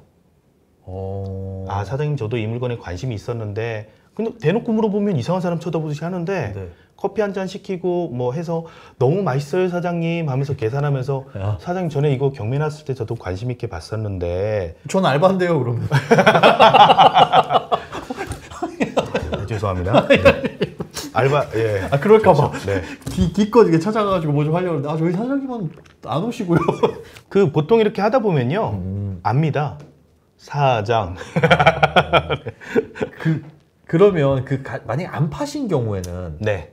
안 팔고 그분이 뭔가를 계속 해요. 그러면, 그거는 이 가치를 좀 이렇게 찾아가서 보기가 어렵지 않나요? 장사 잘 되는 정도는. 짤이라는 개념에서 제가 네네. 이야기를 하는 건데 네. 제가 하고 있는 사업 정도 영업이익이 잘 남는데 굳이 이걸 팔아야 돼? 안 팔아야 그런 돼? 사업장이 있겠죠. 그 팔아도 수익이 많이 남으니까요. 네. 그건 이제 시장적 가치를 봐야 되는 거예요. 그래서 이럴 때는 그 전문적으로 컨설팅하는 컨설턴트 분들이 있어요. 그분들의 도움을 받는 것도 괜찮아요. 제가 카페를 하고 싶어요. 그러면 카페만 전문적으로 컨설턴트 하는 분들, 병원이에요. 병원만 전문으로 하는 분들이 있으니까 네네. 그분들한테 제가 창업을 하는 사람의 입장에서 여쭤보는 거죠. 아. 제가 이런 가게를 하나 사고 싶은데 네. 가치는 얼마가 돼서 권리금 얼마를 줘야 돼요. 그 다음에 건물값은 어느 정도 인정받을 수 있어요. 이런 식으로 하면 어느 정도 공부하는 데 도움이 될 수 있죠. 익숙하지 않은 방식이거든요. 네. 최종적인 모습을 딱 그려놓고 거기에서 역산하는 방식이다 보니까 지금 이제 여쭤보셔서 대답을 했는데 네. 이건 이제 최종 어려운 단계고 일반인들이 하시기에는 지금 또 점점 산으로 가고 어려워진다고 생각하실 것 같아요. 그러니까 막상 접근하려고 보니까 이거부터 그려놓고 이렇게 해야 되면 이거 나는 경험도 부족하고 접근하기가 쉽지 않은데. 네. 근데 일단 말씀해 주신 것처럼 저 같은 사람들이 하려면 만화를 되든 뭐를 하든 여기까지 알아보고 경매 절차까지 보고 그리고 실제로 모의 입찰도 해보고 이게 어떻게 됐는지도 한번 확인해 봐라. 좋아요. 거기까지 한 다음엔 뛰어들어요. 막 뛰어드는데 네. 방금 얘기한 게 어려웠는데 네. 우리가 추상적으로 또 소장님도 관심 없던 분야를 얘기했으니까 어렵게 느끼는 건데 네. 아까 제가 서두에 얘기한 거 있잖아요. 개인의 영향을 받는 출근이에요. 내가 관심이 있던 분야고 하면은 계속 반복돼요. 그러면은 이제 어느 정도 숙달이 되면은 눈으로 봐도 이제 감이 오는 거예요. 그거부터 찾아야겠네요. 나는 카페만 파고 들 거니까 나는 뭐 이발소만 하니까 네. 미용실만 하니까 이게 가능하다는 거죠. 그런 게 없으면 어떡해요? 그러니까 뭐 주부다 아니면 그냥 나는 직장인이라서 사업은 전혀 몰라요. 근데 경매 이런 걸 통해서 돈 좀 벌어보고 싶은데 진짜 아무리 봐도 뭔가에 뭐 큰 건 관심이 없고 그런 분들은 그냥 맡겨요? 뭔가? 그런 분들은 네. 수익률을 조금 적게 기대치를 조금 낮추시고 네. 공실이 일반적으로 적게 날 쪽을 접근하시면 좋겠죠. 상가라 친다면은. 네. 그리고 토지라 치면은 토지 중에서 개발이 가능한 도로에 접한 토지, 이런 토지, 개발이 가능한 네. 토지의 가치 상승은 토지의 개발 때문에 이루어지거든요. 도로에 접해서 개발이 가능한 땅을 보시면은 실패를 잘 안 한다는 얘기죠. 그리고 도시의 형성과 발전에 대해서 조금 생각을 해보시면 돼요. 사람이 모이면 당연히 인구가 늘 거고 네. 인구가 늘면 기존의 도시가 성장을 하겠죠. 네. 넓어질 수밖에 없겠죠. 그 넓어지는 걸 보고 토지에 투자하면 괜찮겠죠. 그러니까 아까 도로가 있어야 되는데 도로가 없는 땅들이 많잖아요. 맹지라고 하는. 네네. 그런 거는 사서 도로를 내요? 그건 내 맘대로 되는 건가? 초보자분이 접근하기는 어려운데요. 맹지가 제가 또 좋아하는 거거든요. 이상한 걸 좋아해. 예, 맹지는 길을 내면 되겠죠. 길을 내서 도로하고 붙으면 되죠. 말은 쉬운데 그게 길이 그렇게 어렵죠. 예. 어려운데 협상 대상자가 있겠죠. 길을 내줘야 되는 분. 예. 그분이 원하는 걸 들어주고 내가 원하는 걸 가져오면 돼요. 주고받으면. 그게 절대 제가 원하는 것만 주세요 하면 협상이 안 돼요. 그래서 협상의 영역이 돼요. 주세요가 아니라 가지세요. 역으로. 제 거 가지세요 한 다음에 상대가 원하는 걸로 해서 그럼 이렇게 해서 이쪽도 좋고 이쪽도 좋고를 하실래요? 하면 좋죠. 그게 토지에 있어서 그런 일들이 뭐가 있나요? 예를 들자면 가지세요 할 만한 게 땅 요만큼 가지세요는 아니고 그렇게요? 방금 얘기하신 대로 맹지다. 네. 제가 뒤에 500평이 있고 앞에 100평짜리 땅이 저를 가로막고 있어요. 저는 여기 10평만 가졌으면 좋겠어요. 네. 그렇죠? 10평만 달라 그러고 제가 이분 땅 뒤에 붙은 땅을 50평, 100평을 들여버리는 거죠. 그분은 10평을 뺏겼지만 50평이 생겼으니까 나이스네. 도로에 붙었으니까 5배의 이익을 보셨잖아요. 먼저 제안을 하면 뺏긴다는 생각이 있어서 그런 것 같아요. 욕심 때문인 것 같은데. 네, 그러니까 그 자체를 설득을 할 때 제 거를 가지세요 입장에서 접근을 한다면 그분이 날 준대네? 라는 입장에 생각을 한다는 거죠. 그렇게 했을 때 네네. 싫다 그러면 어떻게 해요? 싫다 그러면 어쩔 수 없, 망한 거죠. 뭐. 그럴 일이 없으셨잖아요, 지금까지는. 그러니까 저는 개인적으로 땅에 대해서 관심이 있거든요. 네네. 왜냐하면 그 땅을 개발하고 뭐 하는 것보다 나중에 그 땅을 사서 개인적으로 임업을 하거나 농업을 하거나 해보고 싶어서. 그런데 저렴하게 나온 경매로의 땅을 보면 맹지 아니면 지분이 섞여 있는 굉장히 복잡한 땅들이 많이 있던데 덜컥 살 수는 없잖아요. 자, 방금 말씀하실 때 네. 맹지에 대해서 우리의 출구 전략이 하나였죠. 앞에 도를 내야 돼. 네네. 도를 못 내면 이건 투자가 실패한 거예요. 네. 여기에 2안 3안을 접목할 수 있다 그러면은 저희는 투자를 해도 되는 고차원 경매가 되는 거죠. 1안 도로를 뚫는다. 네. 예를 들어서 2안 현재 상태에서 그대로 사용을 한다. 네. 뭐 이것도 할 수 있겠죠. 현재 상태에서 부가가치를 높일 수 있는 물건이라면은 충분히 가능하겠죠. 개발은 안 되겠지만 거기에 뭐 도로가 없는데 무슨 할 수도 있습니다. 우선 민사적으로 아예 도로가 없고 우리가 아무것도 할 수 없는 땅이면 네. 주의토지 통행권이라는 주의토지 통행권이라고 하는 소송을 통해서 예. 길을 저희가 만들 수는 있어요. 오고 가기는 할 수 있어요. 건축은 안 되지만. 그럼 오고 가게 하는 그 길이 놓인 그 땅도 누군가 주인이 있을 거 아니에요? 그렇죠. 앞에 있는 안 판 사람이 될 수 있겠죠. 근데 거기다가 딱 길을 놓을 수 있어요? 네, 그럼요. 오고 가긴 할 수 있습니다. 오고 가게. 그럼 예를 들어서 뒤쪽에다가 네. 관광농원 시설이라든가 네네네. 네. 뭐 주말 농장이나. 예, 주말 농장이나 이런 걸 사용할 수 있다는 거죠. 근데 그 아저씨가 야 이거 내 땅 지나가는 거 돈 내, 통행료 내. 통행료는 줘야 될 가능성이 큽니다. 통행료는 근데 지루기 때문에 토지값이 얼마 안 돼서 1년에 몇만 원에서 몇십만 원이에요. 전혀 아깝지 않은 땅이 되는 거죠. 와 이런 것들이 다 있구나. 그러면 아까 협상이 잘 안 됐다 그랬잖아요. 이분이 10평을 안 주려고 협상이 안 됐어요.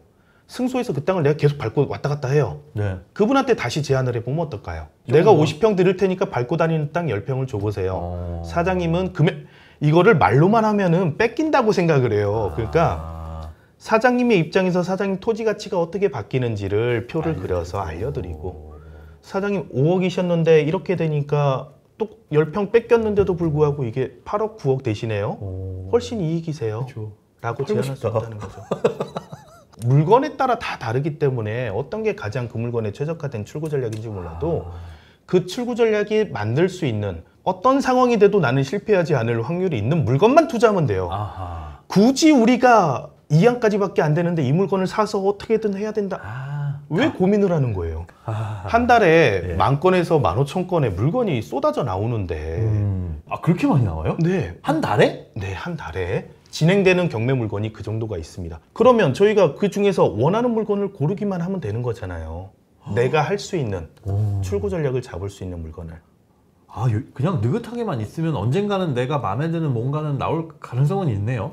한 달에 10,000건씩 나와요?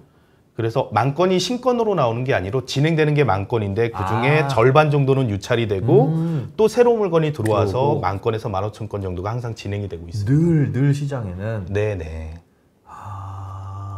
그러니까 우리한테는 기회가 많죠. 그리고 거듭 얘기하지만 예. 내가 잘할 수 있는 분야만 하면 된다고. 왜 다 하려고 그러는지 난 너무 이해가 안 가요. 대표님처럼 되고 싶어서 저렇게 되면 참 좋겠다 인 거니까. 그러면 처음부터 시작할 때 자 준비를 할 건 일단 최소한의 마련한 공부나 이런 것들 해야 되고, 그리고 내가 잘하는 거 찾는 건 이건 진짜 개인의 노력이 절실하게 필요하고 이거 없으면 아예 손 안 대야 될 것 같고, 그 다음에 또 뭘 갖춰야 될까요? 그 다음 공부해야 되는 게 방금 얘기한 개인의 역량에 따른 출구 전략에서 출구 전략, 아까 얘기했던 명분을 만들어준다 그랬죠? 네네. 그 명분을 만들어주는 스킬을 좀 키우시는 게 좋을 것 같아요.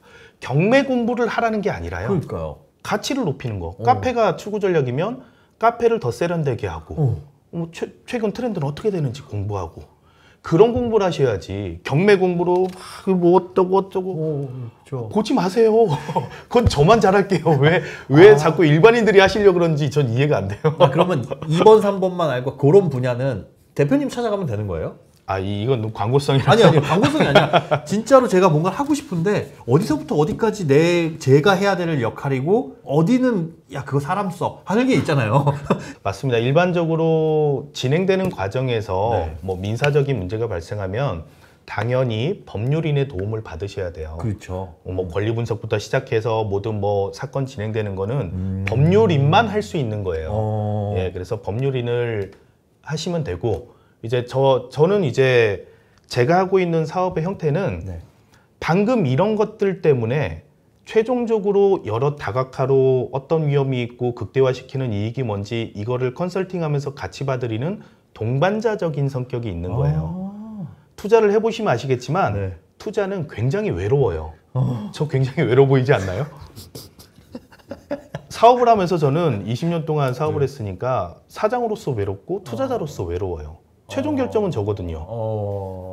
그리고 최종 책임도 저기 때문에 최종 이거를 써 말어 이거 제가 하는 거잖아요. 근데 요즘껏 실패하신 적이 없다면서요?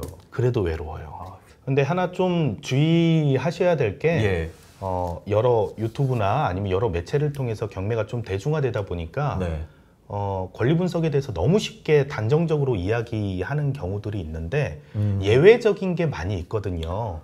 뭐 유치권이나 법정지상권이나 아니면 무슨 뭐 최근에 제가 영상 올렸던 것 중에 토지구 건축 허가가 나는데 아무 문제도 없는데 이웃하고 민사적인 다툼으로 건축 허가를 반려받은 건축을 할 수 없는 땅, 이런 거는 개인 간의 송사기 때문에 입찰하는 입장에선 도저히 알 수가 없는 그런 게 있어요? 그 뭐가 문제였던 거예요? 옹벽 높이가 있는데 옹벽이 높아서 옆 아래쪽에서 집을 새롭게 지으면 옹벽이 위험해지니까 집을 못 짓게 하는 소송을 했던 거예요. 그러면 어떻게 해요, 그러면? 그거는 영상 보면 나오죠? 나옵니다. 네. 부동산 경매꾼 채널. 아니, 근데, 여기 요만해요. 부동산, 그래서 이제 그런 거를 간과하고 너무 쉽게 생각하고는 안 하셨으면 좋겠어요. 그래서 이런 것도 제가 이제 고차원 경매라는 종류를 여러 개를 나눠놨는데 그 중에 이것도 하나의 역량이라고 표시를 해놨어요. 어떤 게요? 그러니까 이제 민사적인 걸 푸는 것도 능력이다. 그렇게 말씀하시니까 아까 처음에는 그 만화로 된 것도 보고 이런 것도 보고 그 정도만 알면 된다라고 말씀하셨는데 지금 와서는 그 정도만 알아가지고는 안 되는 것 같은데? 그러니까 그 민사적인 게 걸리는 거는 특수 물건들을 편하게 생각하신다는 거예요. 그러니까 여러분들은 일반적인 물건들을 보시겠지만 유치권이 있고 법정이사권이 있고 뭐 이렇게 개인 뭐 다른 게 있는데 그런 물건에 특수 물건에 쉽게 접근하면 안 된다는 거죠. 말아라. 그러니까 그런 것들을 볼 줄 아는 눈은 쉽게 요걸로 배우고 그런 것들이 껴있다라고 한다면 그거 접근은 절대 안 하시면 돼요. 그치. 안 하시면 돼요. 아까도 말씀드렸죠. 안 돼요. 그리고 그런 걸 자신 있게 생각하시는 분들은 그런 것만 하시면 돼요. 그러니까 자기가 할 수 있는 역량까지만 하자는 거죠. 왜냐하면 내 소중한 돈이 투자가 되잖아요. 그렇죠.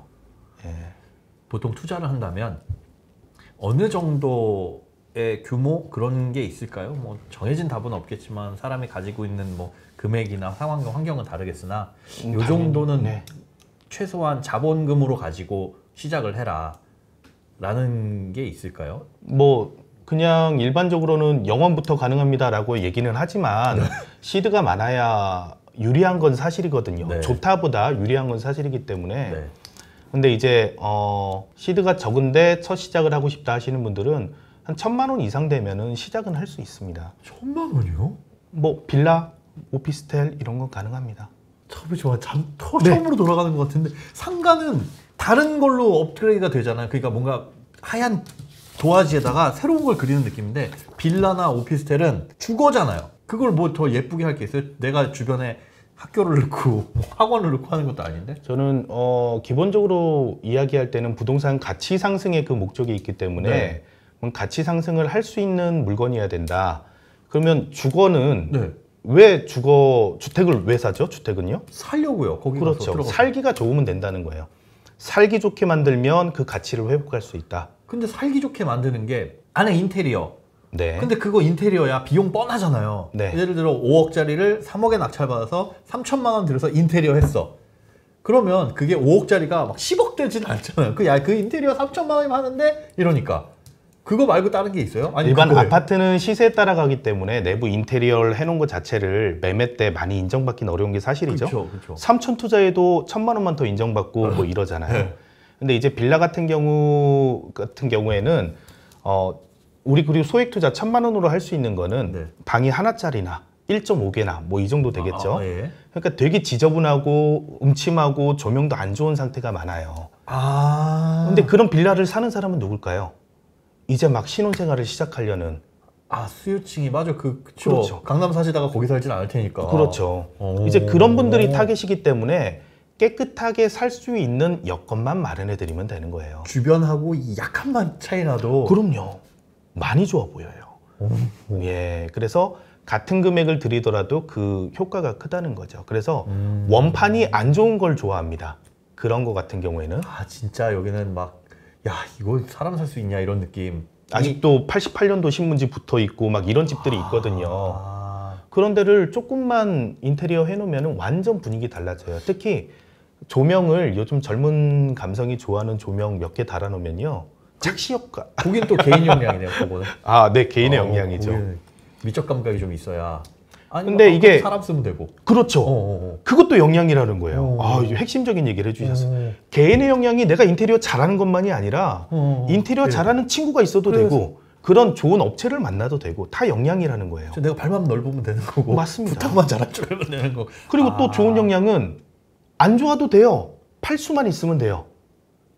파는 방법에서 공인중개사분을 잘 설득할 수 있는 능력이 있거나 아니면 그분들이 보러 왔을 때 여기를 좋게 설명을 잘할 수 있는 언변이 있거나 이런 것도 개인의 역량에 들어간다는 거죠. 오호. 그런 것들은 되게 소액 단위로, 물론 이제 그 1,000만 원은 우리가 낙찰을 받기 위한 고고 인테리어나 이런 거는 돈이 따로 또 필요할 거 아니에요? 예를 들어서 제가 1,000만 원에 할 수 있다고 한 건 감정가가 1억인데 5천까지 떨어진 빌라를 얘기하는 거겠죠.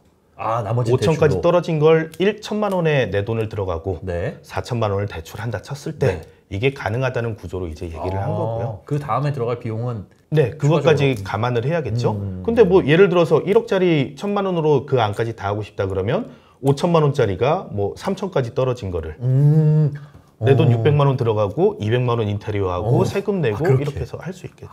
1,000만 원으로 시작하려는 걸 3천으로 만들지 말고 내 돈 더 집어넣어가지고 인테리어 넣고 모두가 이해했어요. 그런 것도 얼마든지 그렇게 해서 시드를 불려가는 방법도 있고요.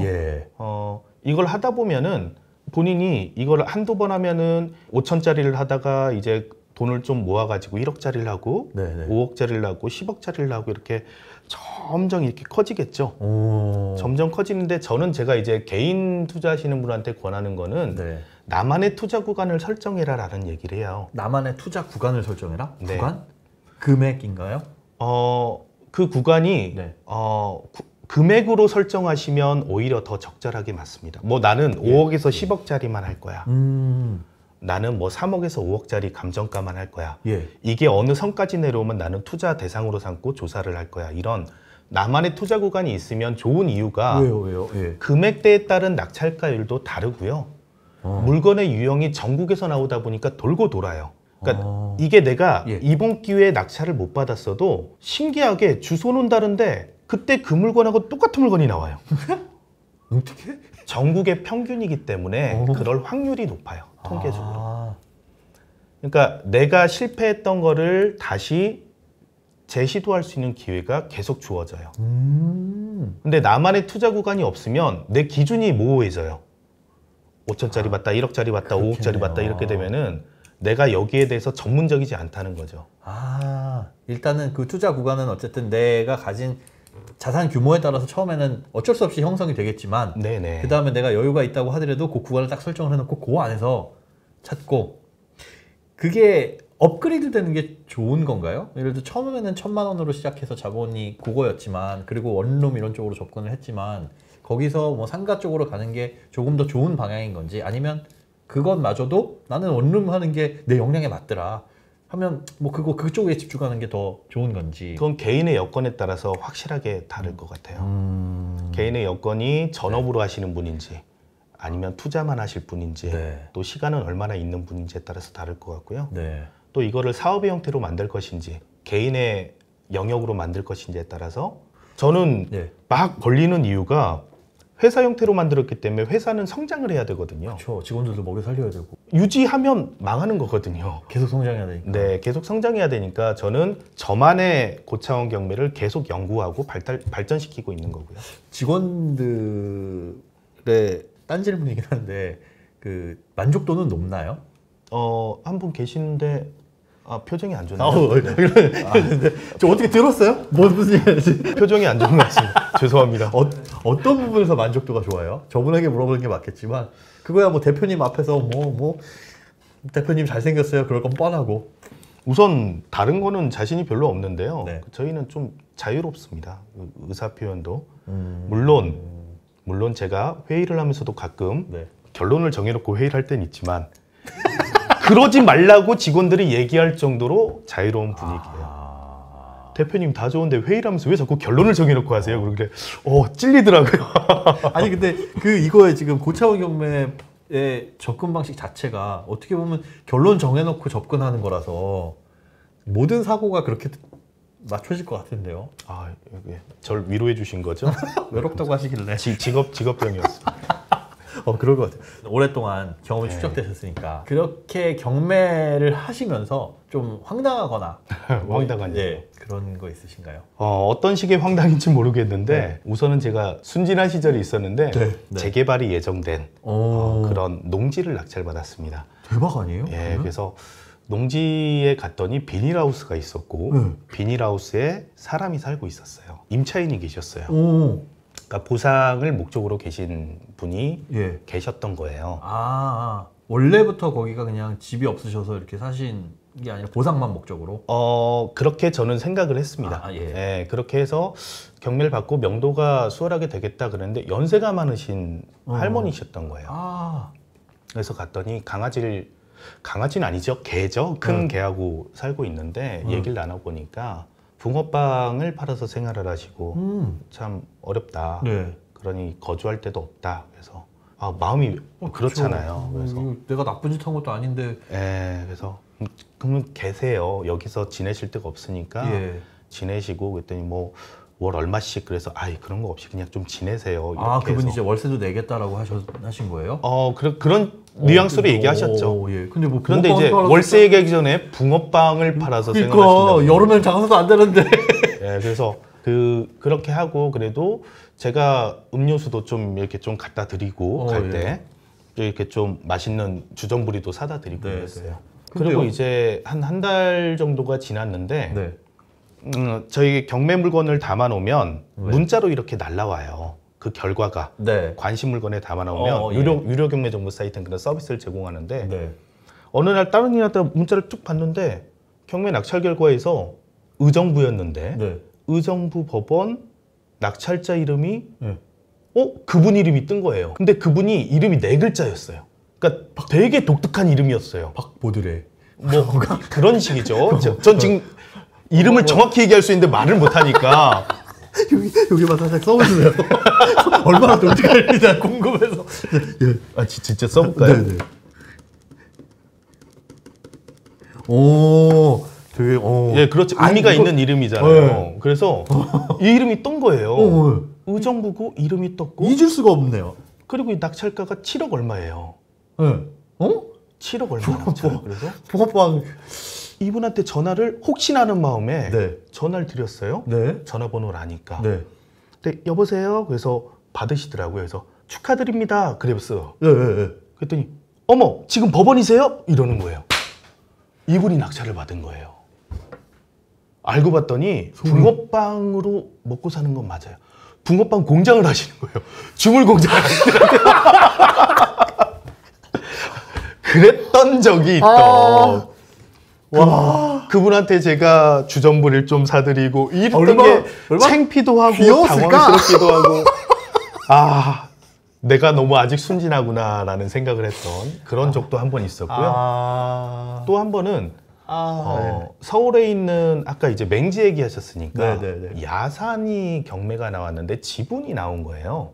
지분 그러니까 그 땅이 온전하게 한 명 게 아니라 섞여 있는데 그 중에 한 분 거. 공유 지분이 여러 명이 있는데 그래도 이거를 지분만 경매를 사서 개발은 100% 못하겠지만 일부를 개발한다면 서울에 여기 주택이라도 지으면 충분히 수익성이 나오겠다.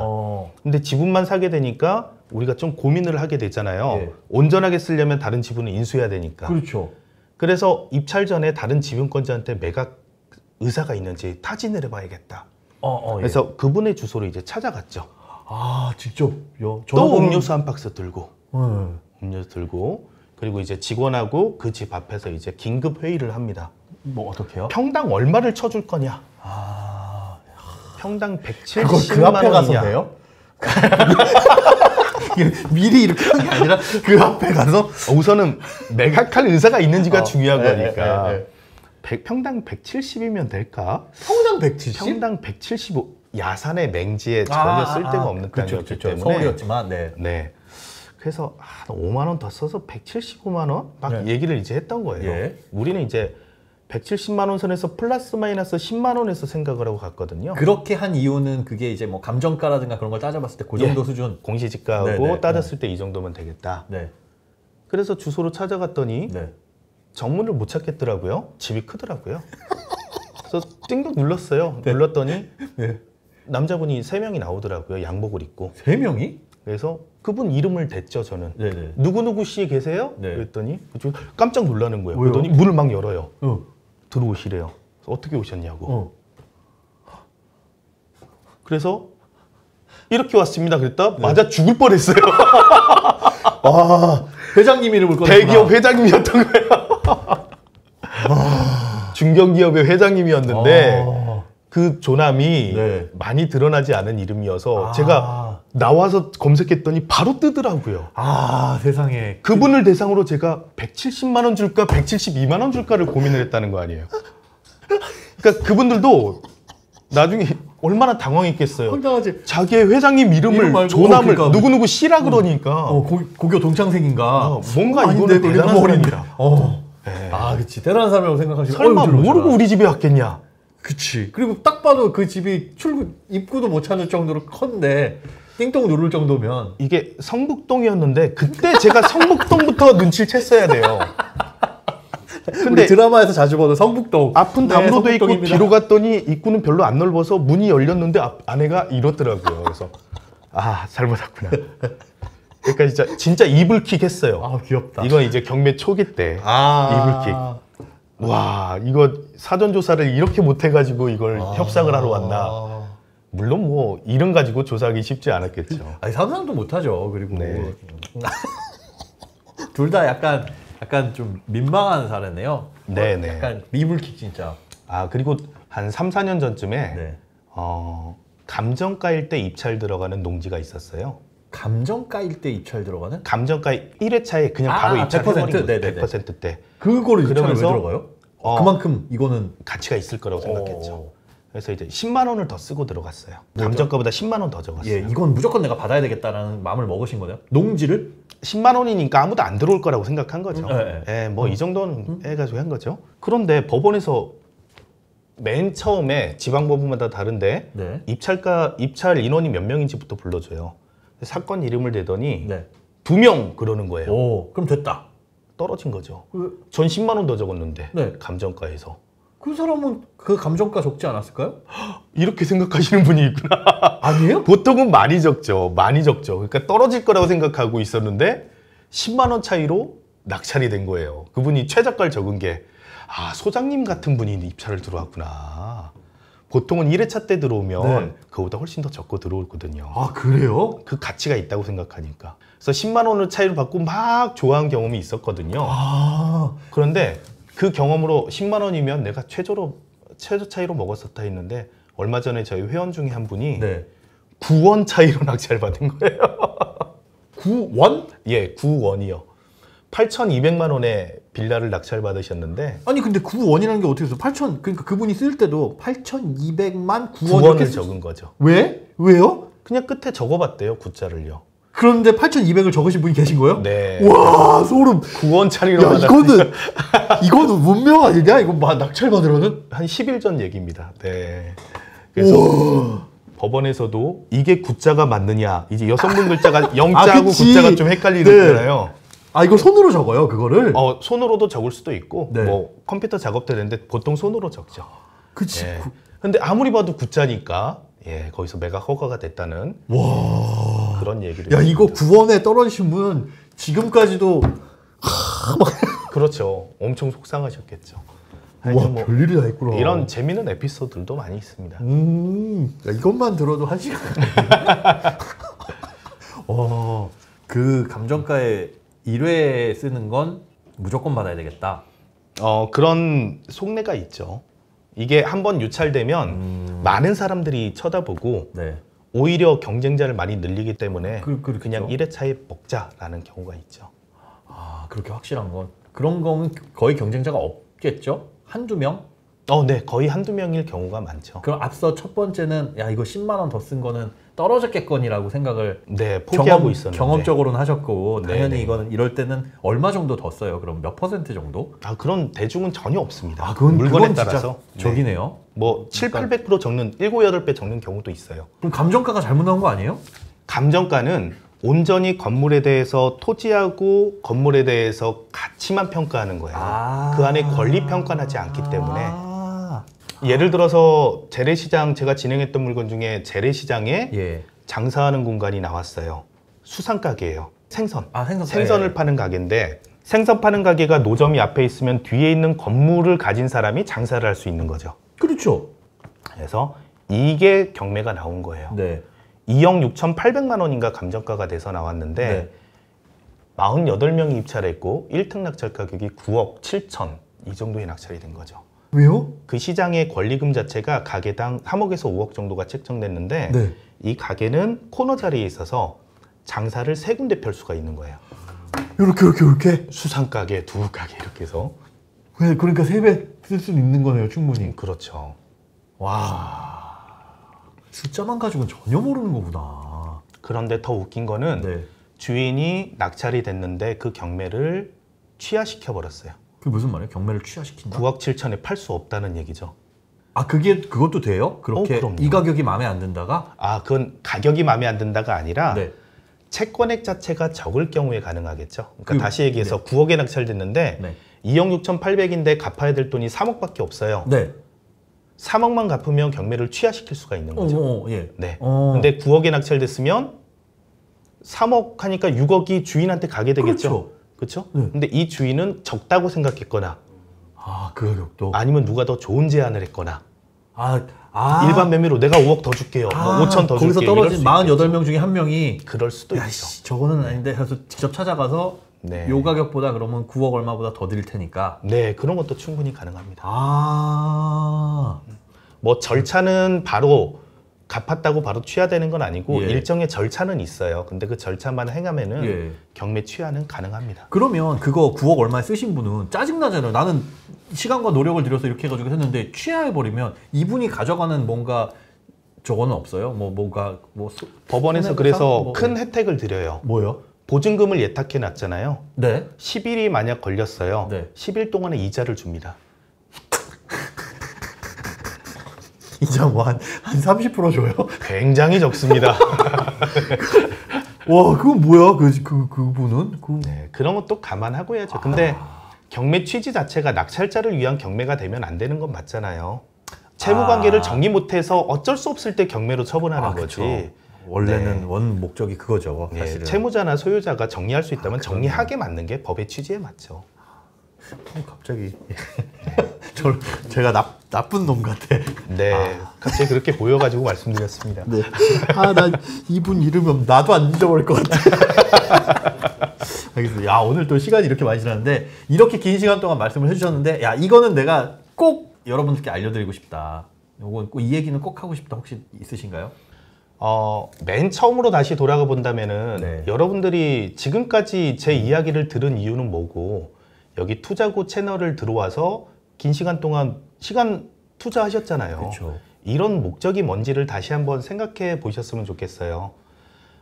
여러분들이 약간 벼락거지 맞나요? 네, 벼락거지라고 하죠. 네, 벼락거지 돼가지고 많이 소외감 느끼시고, 내 주변 사람들은 성공했는데 난 아직도 그 자리 그대로다라고 느끼시는데, 근데 저는 이거는 실행력의 차이가 크다라고 생각하거든요. 실행력의 차이가 크다. 계속 이런 영상만 봐서 뭐예요? 여러분들 움직이질 않으시는데. 그리고 여러분들이 깨닫는다가 아니라 여러분들에 맞는 옷을 잘 입으신다면은 여러분들만의 경매하시란 얘기가 아니에요. 부동산 사시란 얘기도 아니니까 여러분들한테 맞는 투자 수익 구조를 찾으셔서 꼭 실행하셔서 그 실행으로 필요한 것들을 공부하시면 되는 거지, 여러 가지를 다 알려고 하지 마세요. 얘기했잖아요. 저 부동산 정책이 어쩌고 저 관심 없어요. 무슨 뭐 미국이 어쩌고 왜 그걸 내가 알아야 되는지 모르겠어요. 지금 하는 일도 머리 아프거든요. 그러니까 나만의 투자 수익 구조를 찾아서 출구 전략으로 수익 내시는 여러분들이 되시길 바라고, 뭐 투자고 채널 오늘도 굉장히 되게 편했거든요. 되게 잘 끌어내시고 하셔서 저도 이 얘기 안 했어야 되는데까지 막 얘기하고 이런 거 보니까 있었어요? 네, 하여튼 굉장히 영향이 뛰어나신데 많이 사랑해 주시고 저희 부동산 경매꾼 채널도 들어오셔서 많이 구독해 주시기 부탁드리겠습니다. 부동산 경매꾼 더 470. 네, 맞습니다. 더불어 살자는 의미의 많은 뜻이 내포되어 있는데 45가지는 제가 어떻게든 뭐 개인적으로 연락을 드리든 뭐 하든 찾아내가지고 정리해서 알려드리겠습니다. 저는 그렇습니다. 이제 새로운 걸 배워가지고 기분도 좋지만 마지막에 해주신 실행력이라는 거, 그건 이제 공통적으로 다 적용이 되는 부분 같아요. 제가 만나본 많은 소위 성공하신 분들의 공통점들이 남들과는 다르게 게으르지 않게 빨리빨리 움직인다라는 거. 그게 꼭 부지런함일 수도 있지만은 마음 먹었으면은 한 발짝 뛰는 그게 굉장히 크게 다르다라고 느꼈는데, 아니나 다를까 대표님을 포함해서 다 그걸 이제 강조를 해주시네요. 일단 내가 잘할 수 있는 영역을 고르고 거기에서 이제 실행력을 보여라. 그리고 이 부동산 경매꾼 채널 구독도 하셔라. 그렇게 정리를 하겠습니다. 오늘 바쁘신 시간 내주셔서 너무 감사드리고요. 저도 너무 좋은 자리 감사합니다. 다음에 기회가 있으면 또 모셨으면 좋겠지만 오실지 모르겠어요. 그동안 즐거웠습니다. 그러지 마세요. 정말 진짜 바쁘신데 와주셔서 다시 한번 감사드리고, 돈도 좋고 저는 꼭 그렇게 생각하거든요. 자산관리 좋고 다 좋은데 건강이 최고다. 건강하시고 또 건강한 모습으로 다음에 어디서 어떻게든 뵀으면 좋겠습니다. 다이어트 비법은 꼭 전해듣도록 하겠습니다. 저한테요? 네네. 아직은 성공 못했는데 알겠습니다. 열심히 하겠습니다. 오늘 다시 한번 긴 시간, 소중한 시간 내주셔서 감사합니다. 고맙습니다. 감사합니다.